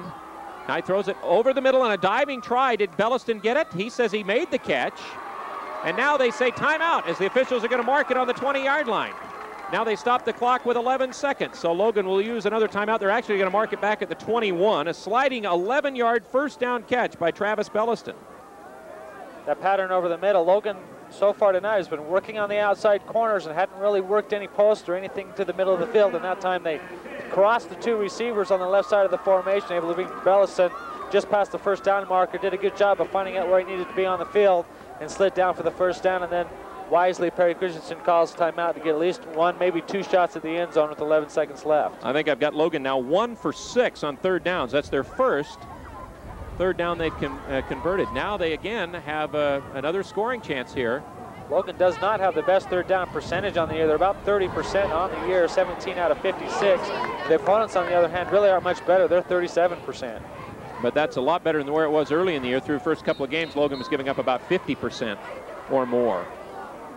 Well, tonight I think the Logan defense is even going to improve on that stat. So far, let's see, Mountain Crest converted their first 3rd down tonight. Since then, they have gone 0 for 2, 3, 4, 5. So they are 1 for 6, just like Logan. 11 seconds left, maybe 2 plays at the 21-yard line. Kidman in some pain here in the first half, as again the same formation as before. Back blitzed, he's hit as he throws, and it's incomplete. Tried to throw it to McNeil, I think, but he got sacked on a nice rush through the middle of the front by Josh Jensen, actually coming from the defensive end spot. He's the guy who wrapped him up. 7 seconds now left. It'll be 2nd and 10 at the 21. Logan sent 4 receivers, including Greg Anderson, into that pattern. Leaves only 1 person in the backfield to try to block and protect Kidman. That's just not getting the job done. Perry Christensen, this type of defense that Mountain Crest is running, Perry needs to look to maybe keep those backs in the backfield a little longer to try to protect Kidman from the inside blitz that's coming from Mountain Crest. Logan does not have a timeout left because they've used all 3 now, so they either got to get off the field or this will be the last play. Same formation as before, slot to the left. Kidman back, buys some time, steps up in the pocket right side and runs the ball. The half is going to run out if he doesn't get in, and he's across the boundary and the half ends. He does not score. He does run it down to about the 8-yard line, so it's a 13-yard run by Kidman to end the half, but that is the end of the first half. A half that Logan has dominated. The Grizzlies lead Mountain Crest by 10-0. And we'll be back here at Crimson Field. Wind starting to pick up a bit. Wind started to be a factor because it started to play some games with a field position, Mike. But again, special teams. We saw the special teams last week turn the ball game around, Preston and Logan. Preston had 2 great punt returns at the end of the half. And tonight, special teams for the Grizzlies. They recover a fumbled punt in the end zone for a score. Well, the special teams for Logan's just done a 180 over last week. Mountain Crest actually gives up a fumble, and Logan recovers it for a touchdown on a punt return. And last week we saw how Preston just ate up this Logan High punt return defense, and so a big turnaround. I'm sure that's something that Perry Christensen and Stu Howell and Ray Watson, the coaching staff of the Grizzlies, worked on throughout the week. Mountain Crest dodged 1 bullet early when Logan had first and goal at the 3. They got 2 straight quarterback sacks, but then the next time Logan got the good field position at the 44, they get a 15-yard penalty in there that really hurt Mountain Crest on the pass interference call. It put it down to about the 25-yard line, and then Greg Anderson went around left end for 20 yards. It took the ball down to the 5-yard line. Logan could not get it in. They did score once, but then had the penalty called. They kicked the field goal, and once they put points on the board, they're a whole new team, it seemed like. That's right. You know, and it gives your offensive line some confidence, and it gives your defense some confidence. The defense doesn't have to try to play the ball game from playing out of a hole, and it really makes a world of difference if you can get on the scoreboard first. And we've just seen this Logan team that, you know, for all intents and purposes, was supposed to lose this thing, and they've just getting the confidence going as this game progresses. Now, they can't go into the locker room and think this game is over, because this Mountain Crest team can put a lot of points on the board in a hurry, and they got a whole second half of football to play, but it's got to be a big confidence builder for the Grizzlies so far. One big play Mountain Crest has had tonight was just looking here at a 20-yard run by Anderson, and to be honest, I can't remember when that was. I was just going back through my play-by-play to see. He did throw the one pass to Thompson. Let's see. One time they were deep, and he did run the ball, but it didn't seem like he got 20 yards. Did he have a 20-yard run, Mike? He had a 20-yard pass to McNeil, and I think that may be...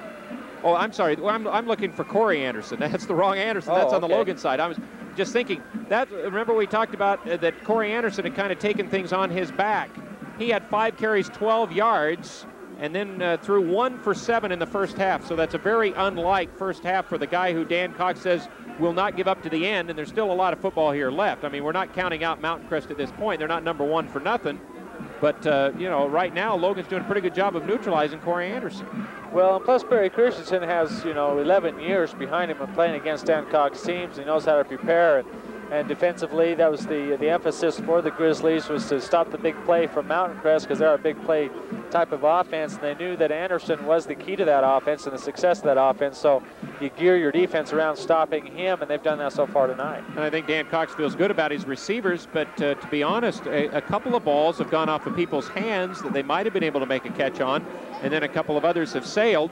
Roundy, we saw him run one nice run of 7 yards, I recall, and another one of 5, but he has 3 carries for 11 yards, so they're not getting a whole lot out of him in the first half of play. So, again, it was a field goal, 29 yards by Johnson with 8:36 to go in the first half, and then Danny Holmes recovering a punt, fumbled into the end zone, kicked around actually, went to the end zone with 4:30 left, and that's the points. 10-0, Logan leading Mountain Crest at this point. So that's the way Mountain Crest will kick off to start the second half. It looks like Jarman Lyle is going to do the duties.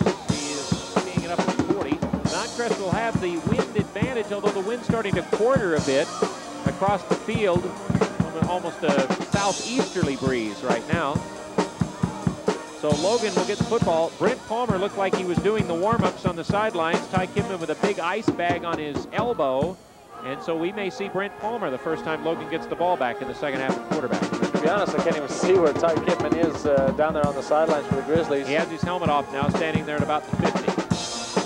Oh, okay, there he is. Hiding behind Tom Eastman down on the sideline. Logan's going to receive this kickoff. Mountain Crest received it in the first half, and now Logan's going to receive it. They're going to be going north-south, and they will have this, whatever wind advantage there might be in the fourth quarter. Mountain Crest hoping to do what the opponents have done against this Logan team. Logan tends to come out a little slow. They've not scored in the third quarter so far this year while giving up 41 points to the opponents.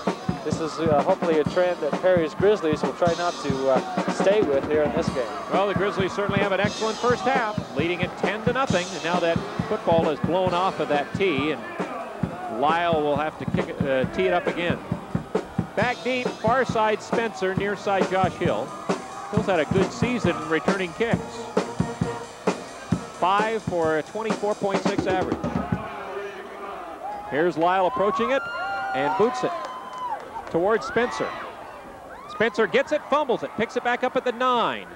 Spencer gets hit as he gets to about the 20, and he might have, the way everybody's scrambling around, it's almost like he fumbled the ball, but I don't believe so. He holds on at the 22. Yeah, Spencer gets up out of the bottom of the stack. The Mountain Crest tackler on that play getting downfield was somebody I don't even have a name for on a roster. Also helping out on the play was Justin Powell. So the run back by Spencer from the 8 to the 23, a 15-yard run back, so Logan starts 1st and 10. Spencer only had one other kickoff return before that. He returned one for 23 yards against Preston. Brent Palmer is the quarterback. So Ty Kidman with that bad elbow now. Really in a lot of pain, you could tell in the first half. Palmer turns, hands it off on the counter to Anderson. He tried to slip away. There's a flag on the play. That's either going to be holding or a face mask. And Anderson did not get back to the original line of scrimmage. Burke Parrott, that time Justice Swenson, and it's against Mountain Crest for face masking. Well, I'll tell you, they're piling up the penalties. Just reaching out and grabbing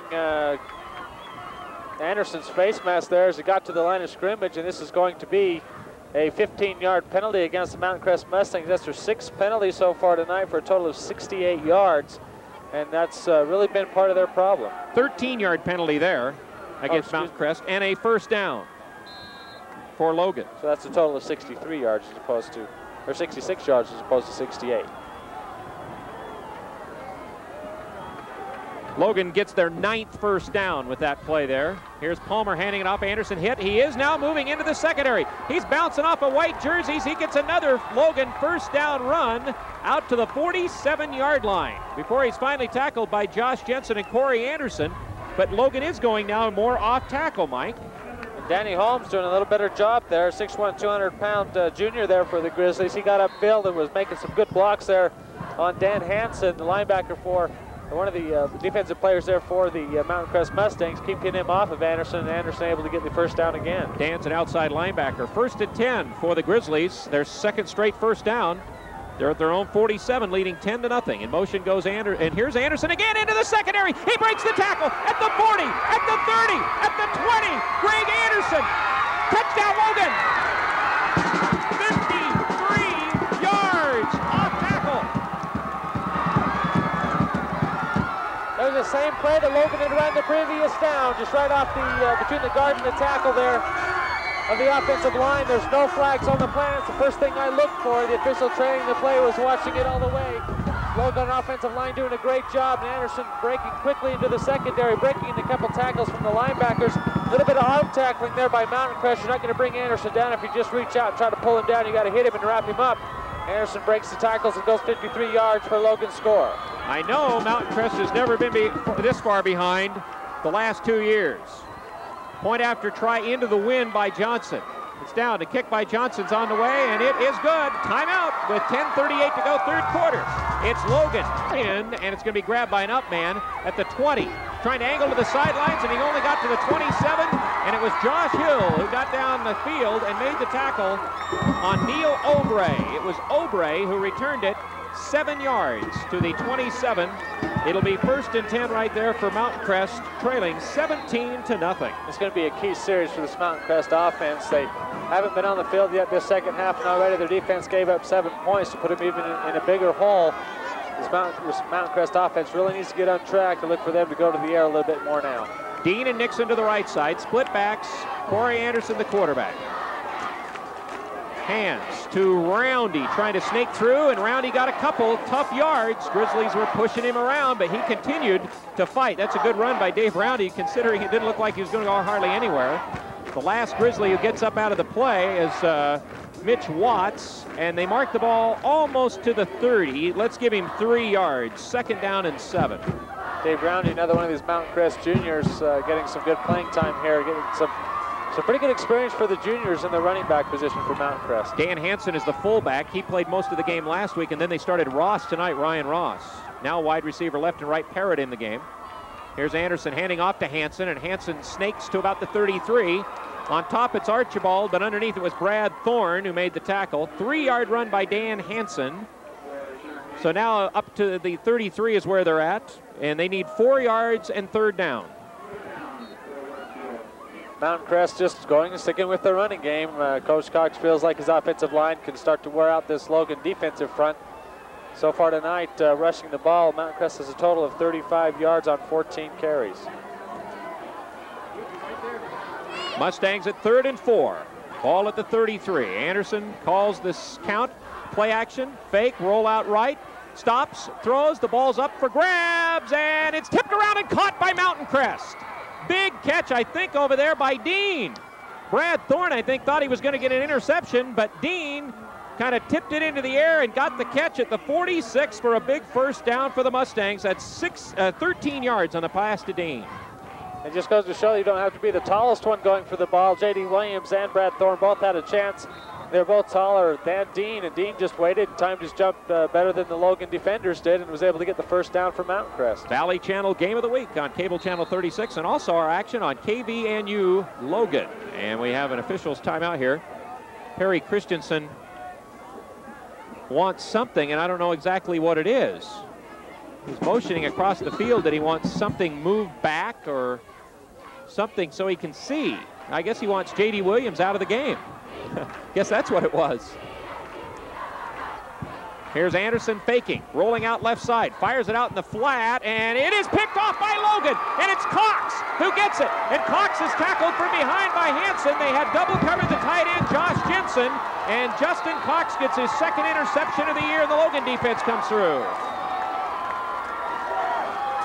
Just a misfire there by Anderson, who's rolling out to his left, and he's thrown across his body.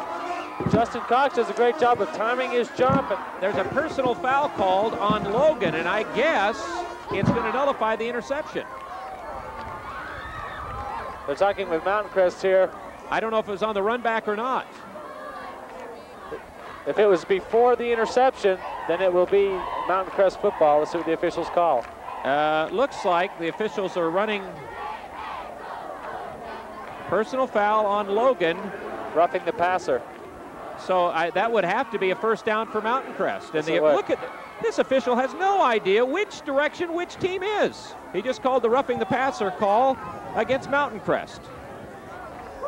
That's a 15-yard penalty, a big 15-yard penalty against the Grizzlies. Nullifies the interception there by Cox and gives Mountain Crest new life at the Logan 39. So that is a penalty, 15 yards, back-to-back 1st downs now by Mountain Crest, giving him 4 in the game now. 15-yard penalty on Logan, and the ball is at the Logan 39-yard line, and the Mountain Crest Mustangs keep this key drive going. They hand it off to Roundy, and Roundy gets to about the 36-yard line. He is wrapped up on the play by Thorne again. Well, I'll tell you, Brad Thorne's had a heck of a game so far. That's a 3-yard run by Roundy, 2nd down and 7. 7:50 left 3rd quarter. Logan leads 17-0 over Mountain Crest. Now Mark James comes in and plays outside linebacker, and Cox goes to the sideline.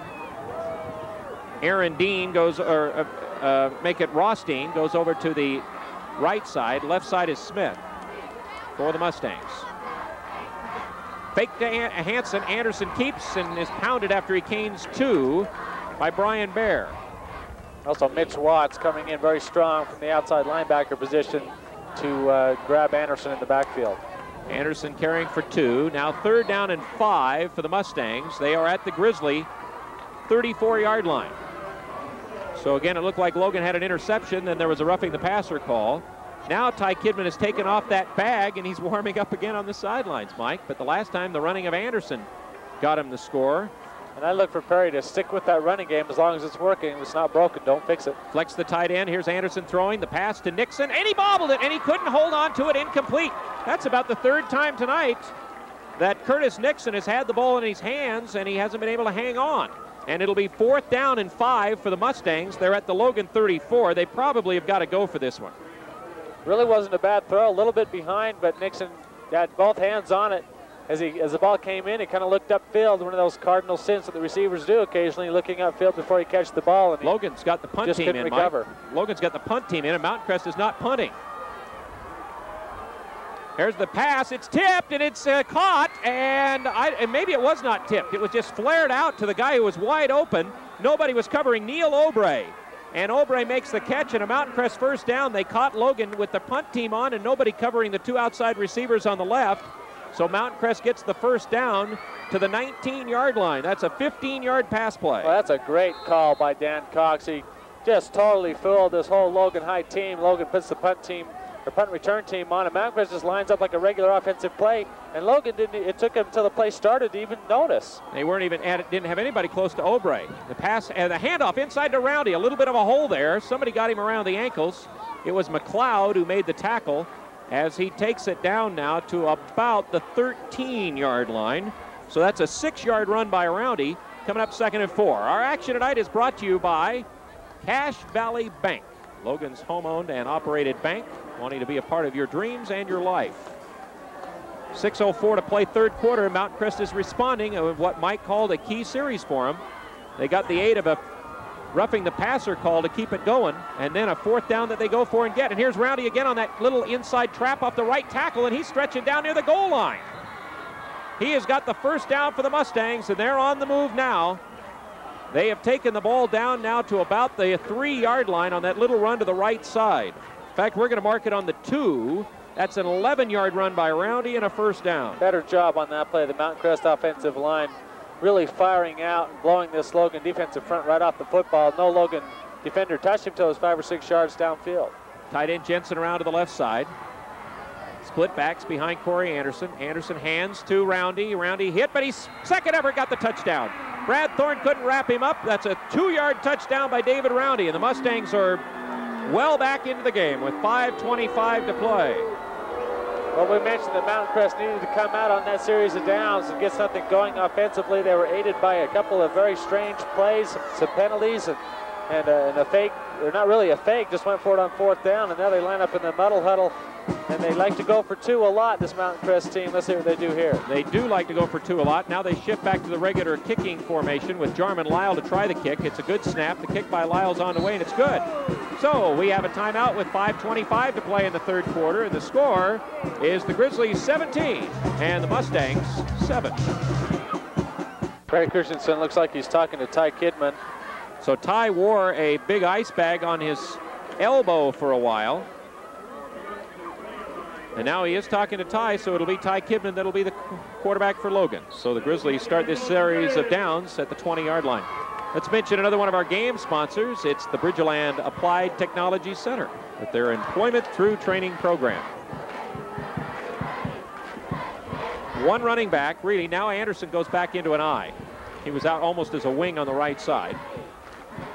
I think he's carried every play so far this half for Logan offensively, and he scored on a 53-yarder last time, and this time they get him. Tried to run a little, it looked like a counter, a trap play back to the inside. He got upended, and he's not getting up. He got hit real hard as he made that run into the line. They mark it at the 21-yard line, a 1-yard run for Greg Anderson, but he's still down. That'd be a huge loss for this Logan team if he doesn't end up coming back. That looks like they're working on a little cramp. Okay. So maybe it's not quite as bad. And on that play, all the way back at the 5-yard line, was Ty Kidman on his backside. He was thrown to the ground by Jarman Lyle, who just had the only thing he had in mind was to put Kidman on the ground. Yep, and so they're playing a little bit of spy stuff, I guess, maybe. In the meantime, here's Anderson with the cramp, just stiff-legging it to the sidelines with 109 yards rushing on 14 carries. Now in is Hill bringing in the play. Let's see what they do now with the backfield with Anderson out.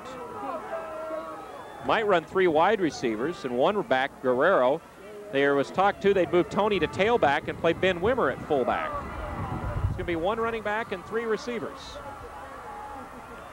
2nd down and 9. We've got one official who's not even in on the play right now. He's talking with Perry Christensen on the sideline about, I don't know if about the injury timeout situation or what he's talking to Perry about there. He was way over here behind the bench, too. I was wondering if he was checking on the clock. We have 5:18 left in the third. Mountain Crest has just scored. A nice series by them, 73 yards on 10 plays. Again, the roughing the passer penalty kept it going after a Logan interception. 2nd and 9 play, 1 running back, and they dump it inside to Guerrero, and that's just like a rugby scrum. white jerseys and crimson jerseys, and Guerrero's going nowhere. See where they unstack it and then put it down. It's Swenson in on the stop along with Thigpen. And it was Holmes and Guerrero get out of the stack at the 22. 1 yard run by Tony. 3rd and 8.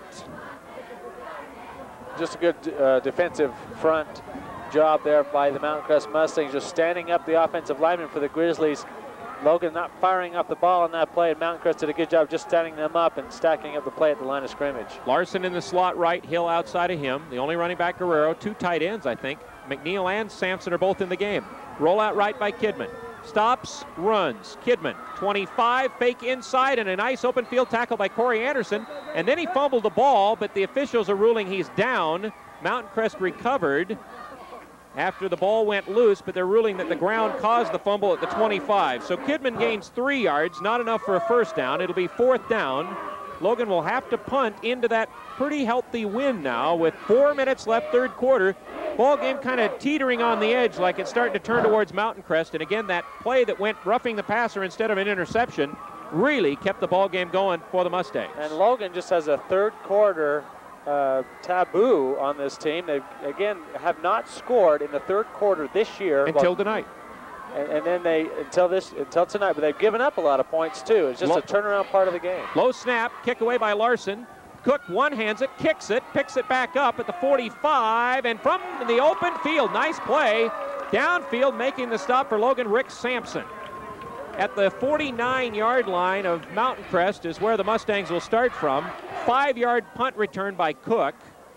After the kick, that went 31 yards by Larson. So a 31-yard kick, and then the 5-yard punt return. It'll be 1st and 10, the Mustangs. They scored it the last time they had it, and they started their own 49. Wide receiver left and right. Anderson hands off to Roundy. He went to the right and went back, or left and then went back to the right. And I'll tell you, his 3rd effort got him down to the Logan 46-yard line for 5 yards. Logan had him stopped twice. 5-yard run by Dave, a tough junior. He now has 38 yards, 8 carries. He just ducks into that offensive line. He gets behind the big offensive front of this Mountain Crest team, and he kind of hides from the defense, and he breaks it upfield. He's a good, strong running back, and he's tough to bring down. He's one that also that you really have to wrap up and make sure you bring him down. Just keeps the legs churning, doesn't he? He gets it again, tries to bust to the outside, slipped a tackle, slipped another tackle, and finally the 3rd group for Logan.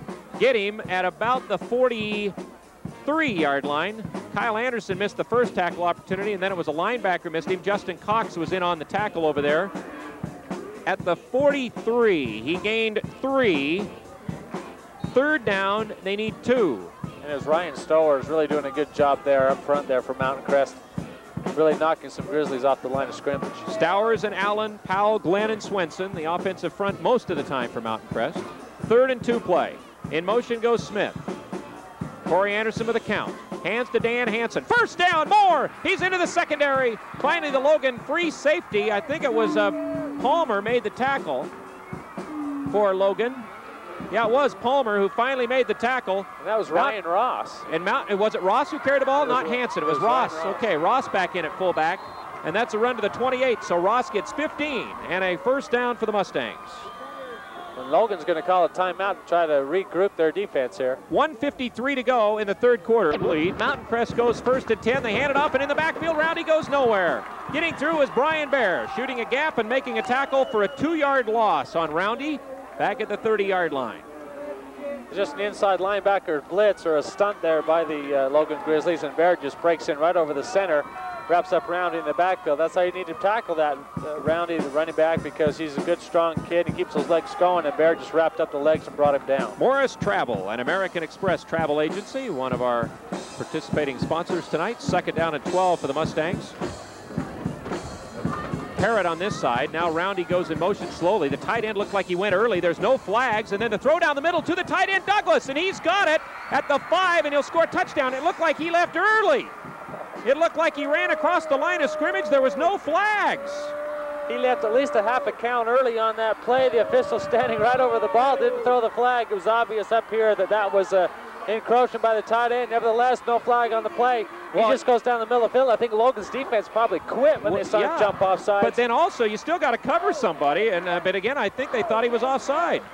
Now Mountain Crest again, muddle huddles left, and now they come back, so they are within now 4 points. The snapback, the kick by Lyle is good, and they're within 3 points. So a 30-yard pass to Douglas. So Douglas, the tight end, makes the catch on the pass play from Anderson.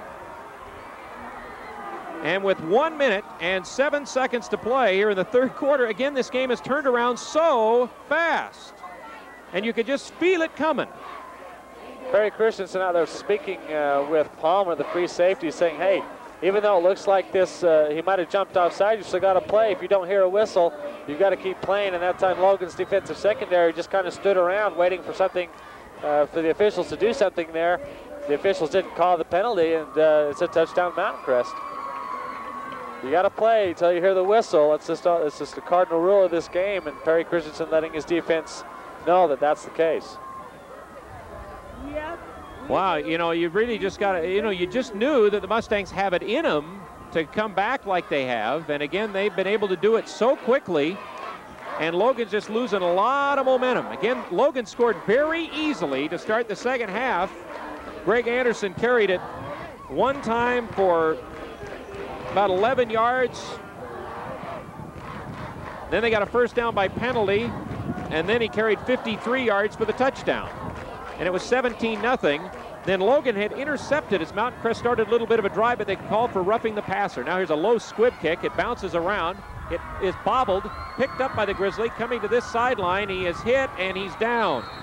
He went nowhere.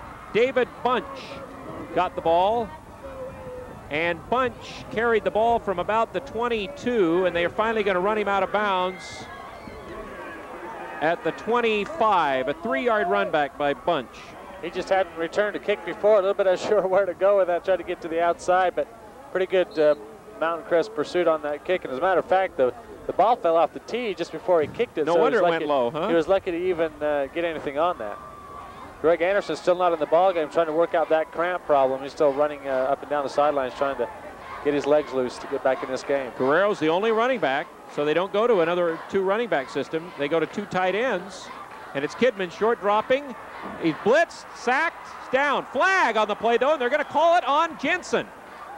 They're either going to call him for face masking or for taunting after the play was over.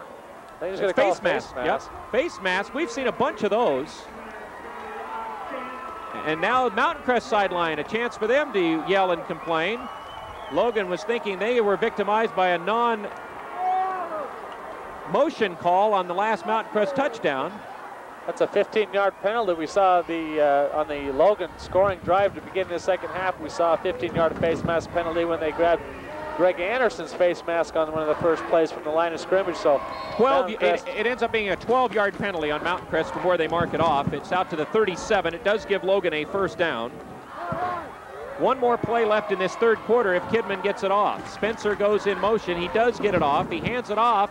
And coming to this side is Arash Malik, who's back in. And Malik is run out of bounds and then pushed out by Burt Parrott at the 30 or at the 40-yard line. Make it. They're going to mark it just shy of the 40. That's the end of the third quarter. We are going to keep it here at Crimson Field. Malik carries for 2 yards, and that is the end of the period. So, Mike, we see a wild third quarter there. 17-14 now the score. The #1 team in the state starting to make a good comeback now in this one after being down 17-0. And again, it goes back and turns on the play where it looks like Logan's defense has made another big play and picked off the ball and taken away the ball from the Mustangs and kept all the momentum on their side. And then all of a sudden, Mountain Crest keeps the ball on the roughing the passer, and they eventually go in, and Logan did not react well on a 4th down play there. Well, if we have to pick a key play this ball game, it's got to be that roughing the passer penalty like you mentioned, Al. Logan's defense had come up with the interception. Mountain Crest still hadn't put any points on the board. That roughing the passer gives Mountain Crest a first down. They go march down the field, get a touchdown. The next time they get the ball, they march down the field, get another touchdown, and all that momentum's on their side. So I would say I'd have to pick that roughing the passer play right now as the key play of this game.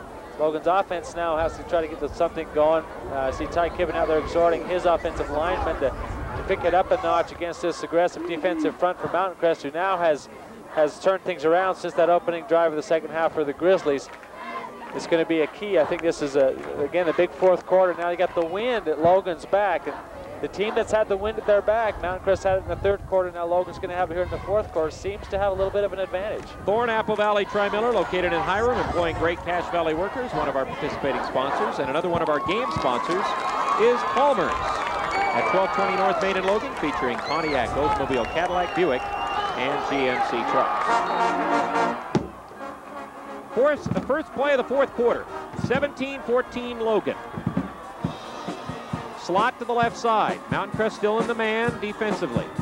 Short drop and then a handoff inside to Guerrero, and he stretches it close to a first down. He's out to the 46, and there's a late flag, and I think it's going to be on Logan this time. We're starting to lose a little composure on both sides, and it's an unsportsmanlike conduct call on Logan. So an excellent run, and then Guerrero is called for it. I just see Don Dinsdale, the referee, flashing to the sideline. Number 4 player did something. So the run counts, and then they'll mark it off from there. So the run by Guerrero is 7 yards to the 46-yard line. Well, those are the types of penalties that'll just drive Perry Christensen nuts. He gets a good run, gets a good third and short situation. Yeah, it's going to be 3rd and 1, and now it's going to be 3rd and about 17 or 16. And you just don't like those things to happen. I'm sure Guerrero just excited about making the big long run, just probably said something as he to one of the Mountain Crest defenders as he got up from the stack there. And now it's a huge penalty, 15 yards against Logan. Now they've got a 3rd and long situation. Yep. 3rd down and about 16 yards to go.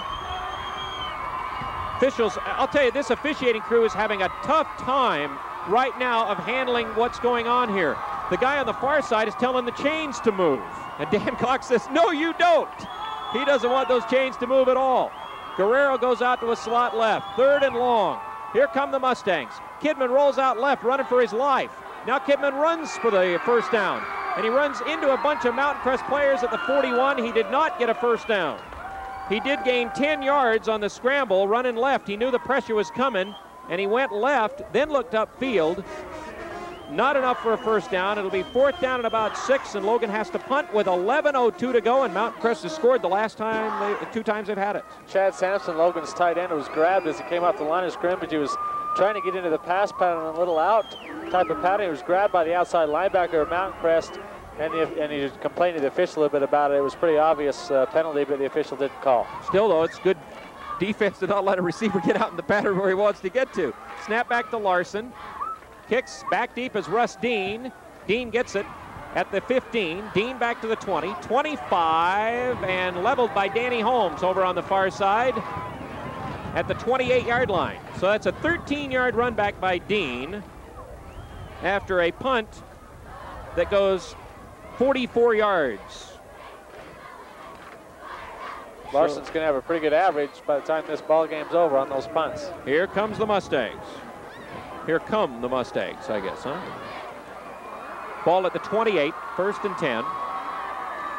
And it's Anderson turning, handing to Roundy, skipping to the outside after the inside was filled, and Roundy stretches it down the sidelines. I'll tell you, there is pounding going on out there right now. Over there in front of the Mountain Crest bench is where the play ends, and the officials look like they are going to mark. I'll tell you, this Roundy gives 2nd and 3rd efforts, not like a lot of running backs. He stretched it to the 33 and got 5 out of that when it looked like he was going to get 2. Still lots of time, 10:05 to play. Mentioned there's a lot of pounding and big-time hitting going on. Logan's homecoming. Mountain Crest over here to try to spoil that homecoming. Logan trying to knock off the #1 team in the state. It's going to be intense out there. Here's Anderson handing it off. There was flags before the play started. Somebody's lined up offside. We've seen that a few times tonight. Let's see who this flag is It's against Logan. It normally is. The Grizzlies are always guilty, it seems, of being in there. It's not going to be quite enough for a first down, even though it was 2nd and about 5. I think it'll be just shy of a first down. So 5-yard penalty. 2nd and less than a yard now for the Mustangs, who have had everything now starting to turn with their offensive unit, starting to get some big plays. Tight end Douglas, who caught that touchdowns over here on the right side. They hand it off inside, and Roundy's got the first down, and he's tough to bring down. He goes to the 44-yard line before Mitch Watts and also Brent Palmer, I think it was.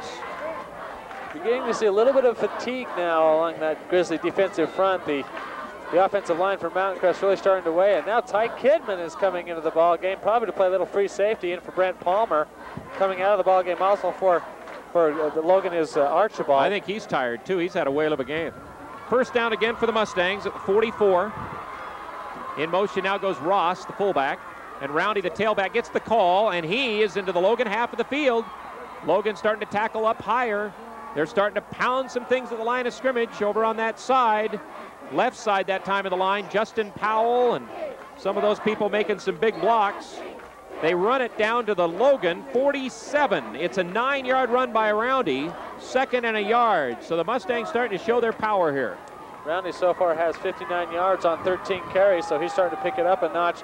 It's nothing real fancy along the offensive line. They're just blowing Logan off the ball. There goes Ross in motion again, and here comes Roundy running again. This time Logan hits him, but he might have got the first down before, although it doesn't look like they're going to give him the placement. It was Brad Thorne who came through and made the big hit. So Kidman's playing in the secondary. Anderson's playing in the secondary. Here comes Mark James into the game now.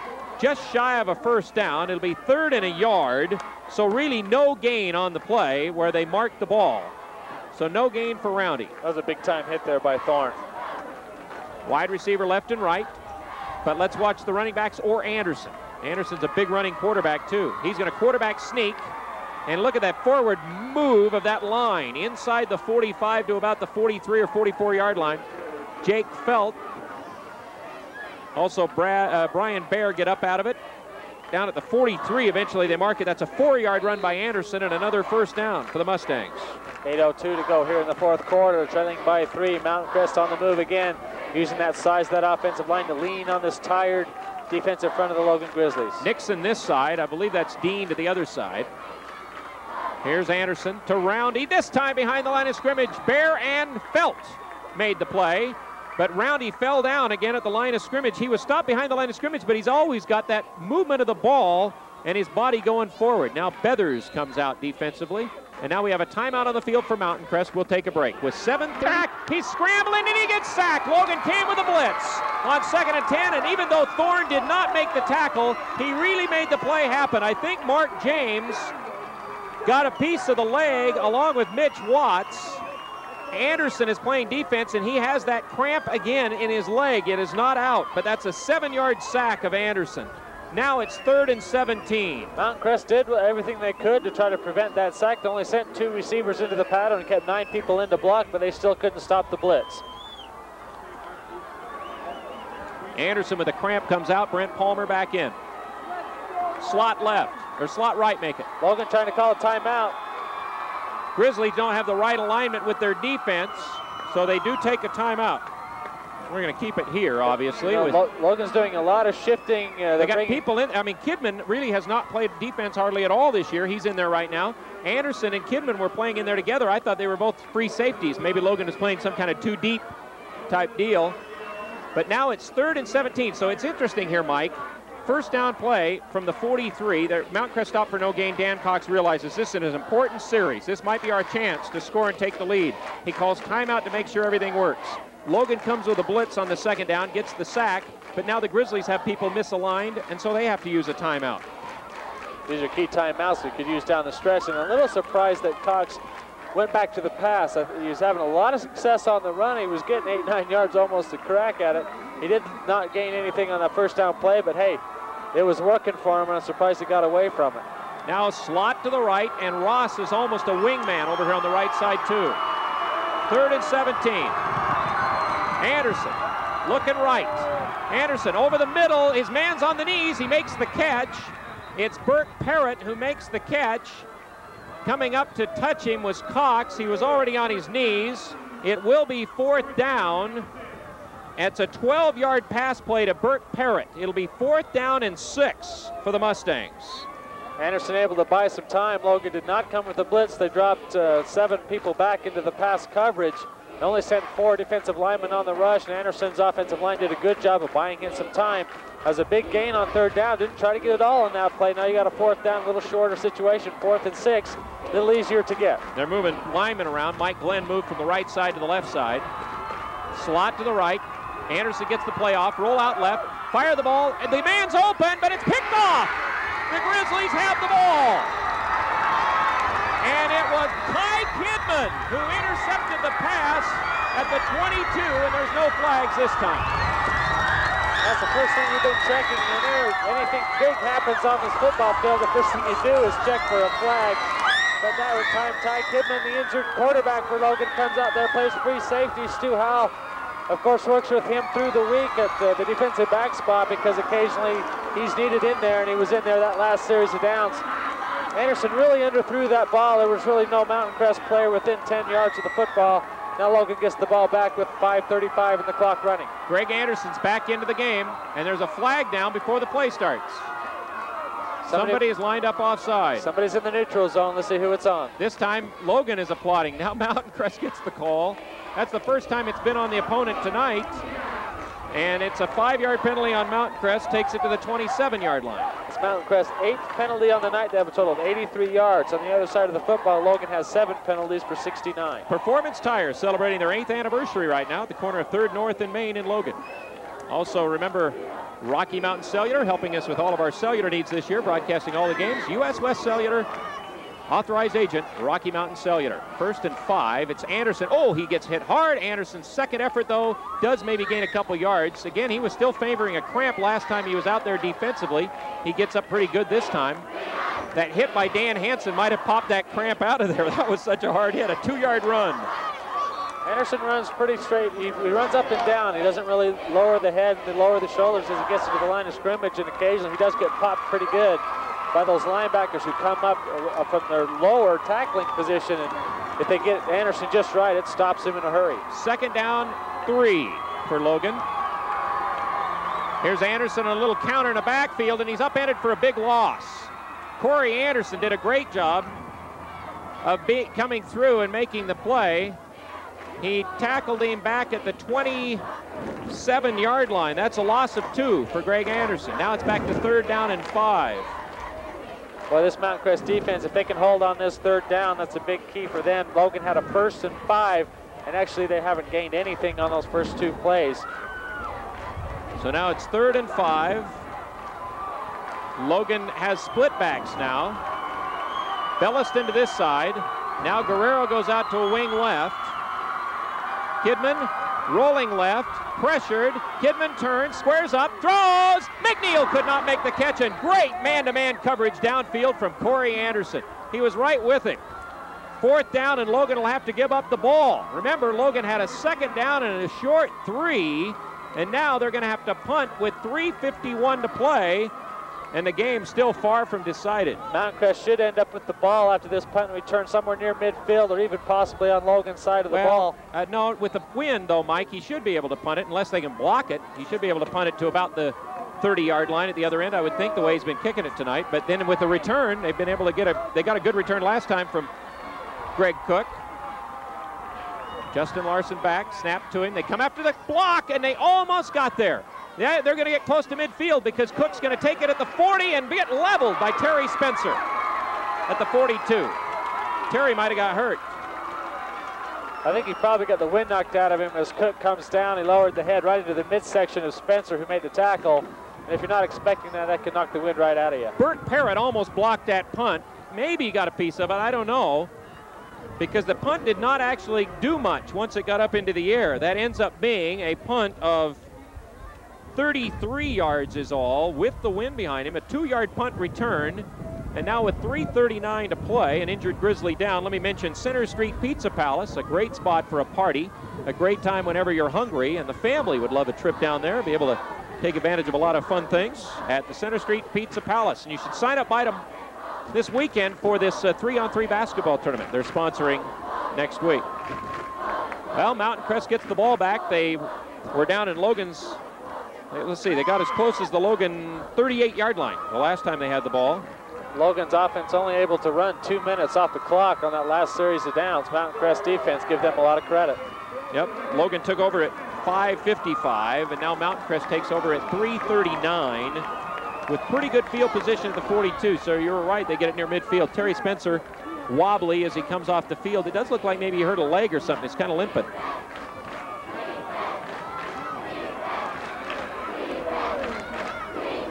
Greg Anderson's playing defense again, and that's Cox in there, not Kidman right now. Still lots of time. Clock running. In motion goes Ross. It's Roundy. Roundy, nice tackle around the ankles made by the Grizzly, Mark James. As it looked like Roundy is going to be able to break to the outside. He got 2 yards to the 44, 2nd down and 8. Thorne also in on that tackle, able to wrap up Roundy's feet. Mountain Crest is looking to go to Roundy. He's been the key so far this second half for Mountain Crest. Clock will be down to about 3 minutes when they snap this ball. Justice Swenson, the center, out over it. Smith this side. Other side is Nixon. Here's a pitch to Roundy. Sweep to the right side. JD got turned outside. Kyle Anderson trailing from behind. It's a first down run, though. That had first down written all over it as soon as they had no outside up the field penetration. It's to the 46 of the Grizzlies. Good for 10 yards and a first down. That's just a good job turning that field pursuit back inside by the Mountain Crest offensive line. Logan's outside linebackers, defensive ends actually pursuing towards the middle of the field instead of outside and out to be able to turn that in. They didn't do the job there. 1st and 10, Mustangs. They're at the Grizzly 46-yard line. Here's a pitch to Roundy. Now they're going to sweep to the left side, and this time it's Jake Felt. No! Yeah, it was Felt.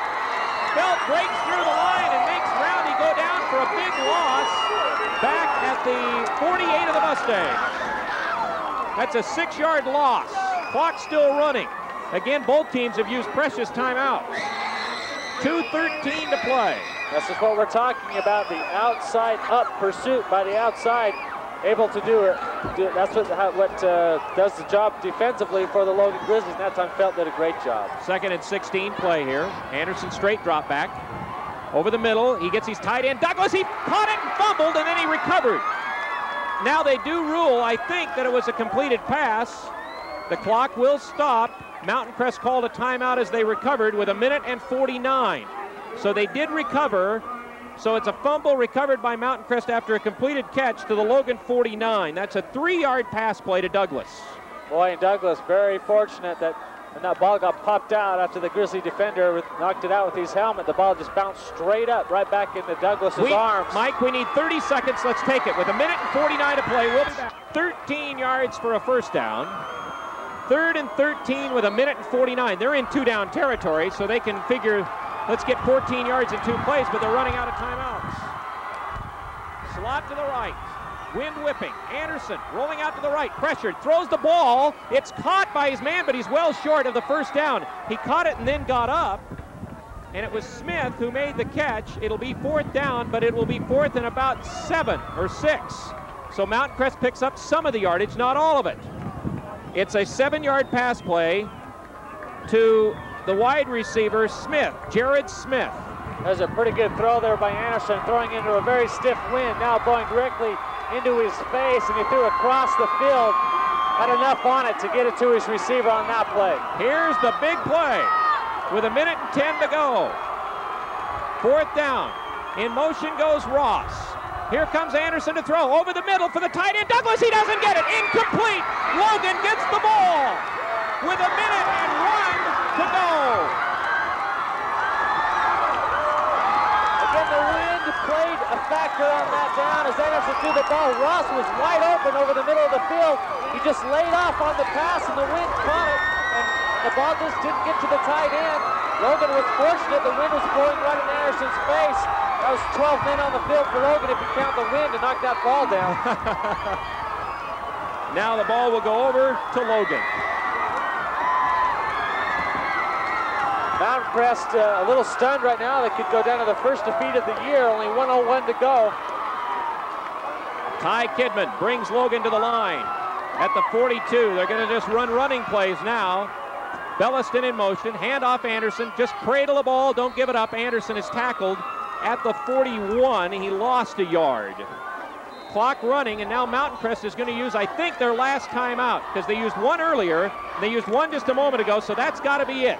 With 52 seconds to go, let me mention the USU Community Credit Union, one of our participating sponsors. Again, 2 locations to serve you all of your financial needs. And also one of our sponsors is Cache Valley Music, the home of Baldwin, pianos, organs, and great things for your home. It's 2nd and 11 at the 41, and now Logan's going to have to snap it probably 2 more times, Mike. I just look for Ty Kidman to take a knee. You don't want to take a chance on any kind of a handoff exchange.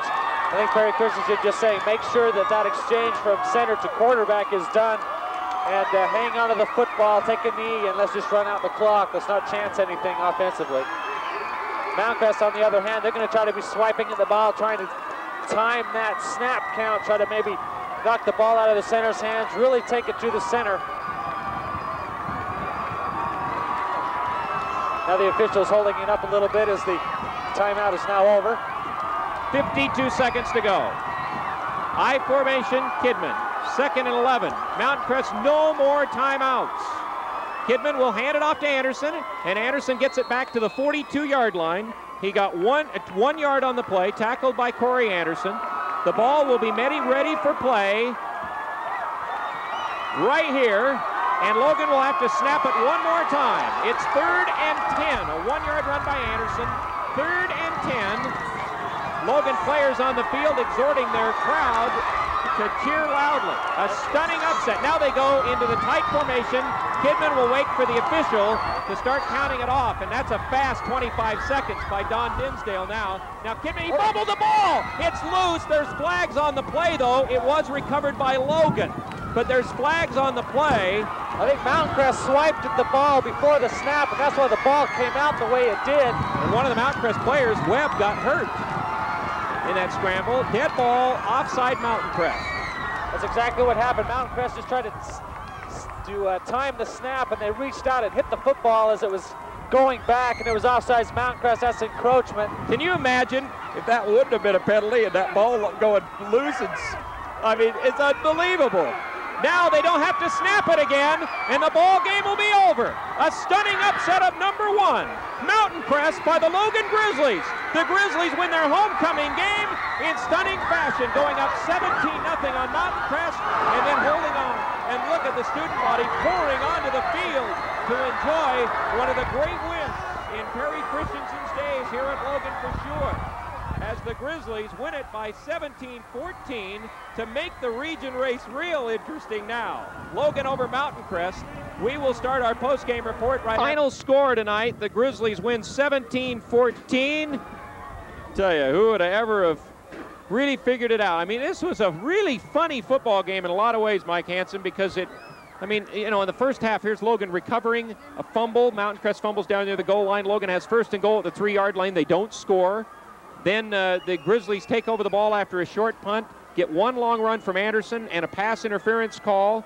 They score a touchdown. It's nullified by a penalty. They have to settle eventually for a field goal that hits the crossbar. It was 29 yards exactly. It hit the upright and then kind of bounced back left and got through, and that ends up being the difference in the ball game eventually.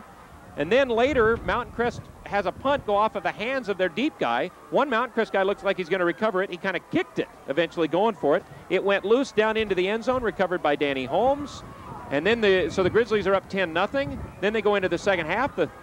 Officially, the second play of the second half, Greg Anderson goes 53 yards for the score. That's probably got to be the sweetest play of the game because of it being the longest offensive play and the nicest offensive play. So we'll go with that as the play of the game for the Grizzlies, but there are many, many more funny ones in this one, and then Mountain Crest comes back. The reason also we picked that as the sweetest play of the game because that's how Logan got to 17, and it's a good thing for the Grizzlies they had got to 17 because Mountain Crest came roaring back there in that 3rd quarter and scored 14 quick points. They had all the momentum in the world, and it really looked for all intents and purposes that Mountain Crest was going to come back and win that game the way they were playing. Then Mountain Crest scores right after the Grizzlies went up 17-0, and again, they convert a 3rd down, which was a key play. They got a pass of 13 yards to Nixon, as I recall, for that one. Then they get the roughing the passer call when Logan had intercepted, and they kept the drive going. And then on a 4th down, Logan thinks they're going to punt. They send in their punt return team, and nobody covers Neil Obrey, and they pass the ball out to him, and they keep the drive going. And finally, Roundy scores on a 2-yard run with 5:25 to go at 17-7. Then Logan 3 downs and out with the punt. Mount Crest starts at the 49-yard line. And then remember also, that was on a kind of a weird-looking play when they scored. It looked like Douglas had taken off a half step early before the play even started, and then he's wide open down the middle. He catches it 30 yards for the score with 1:07 left in the 3rd, 17-14. Mountain Crest gets to the Logan 38-yard line. Kidman intercepts. Mountain Crest gets back to the 42-yard line. They're late in the ball game, and they throw a pass that gets up into this wind that you can hear whipping behind us. and it does not get caught, and Logan takes over on downs, and with only one timeout, Mountain Crest used it. Clock runs out. Grizzlies fans still celebrating. Wasn't that something? That's just a heck of a win, and I think what adds added emphasis for this Logan team is just their homecoming. You know, you beat the #1 team in the state, and they deserve to be #1 team in the state. Mountain Crest is a very good football team. Logan probably had a little bit added incentive to win this thing. They had the homecoming.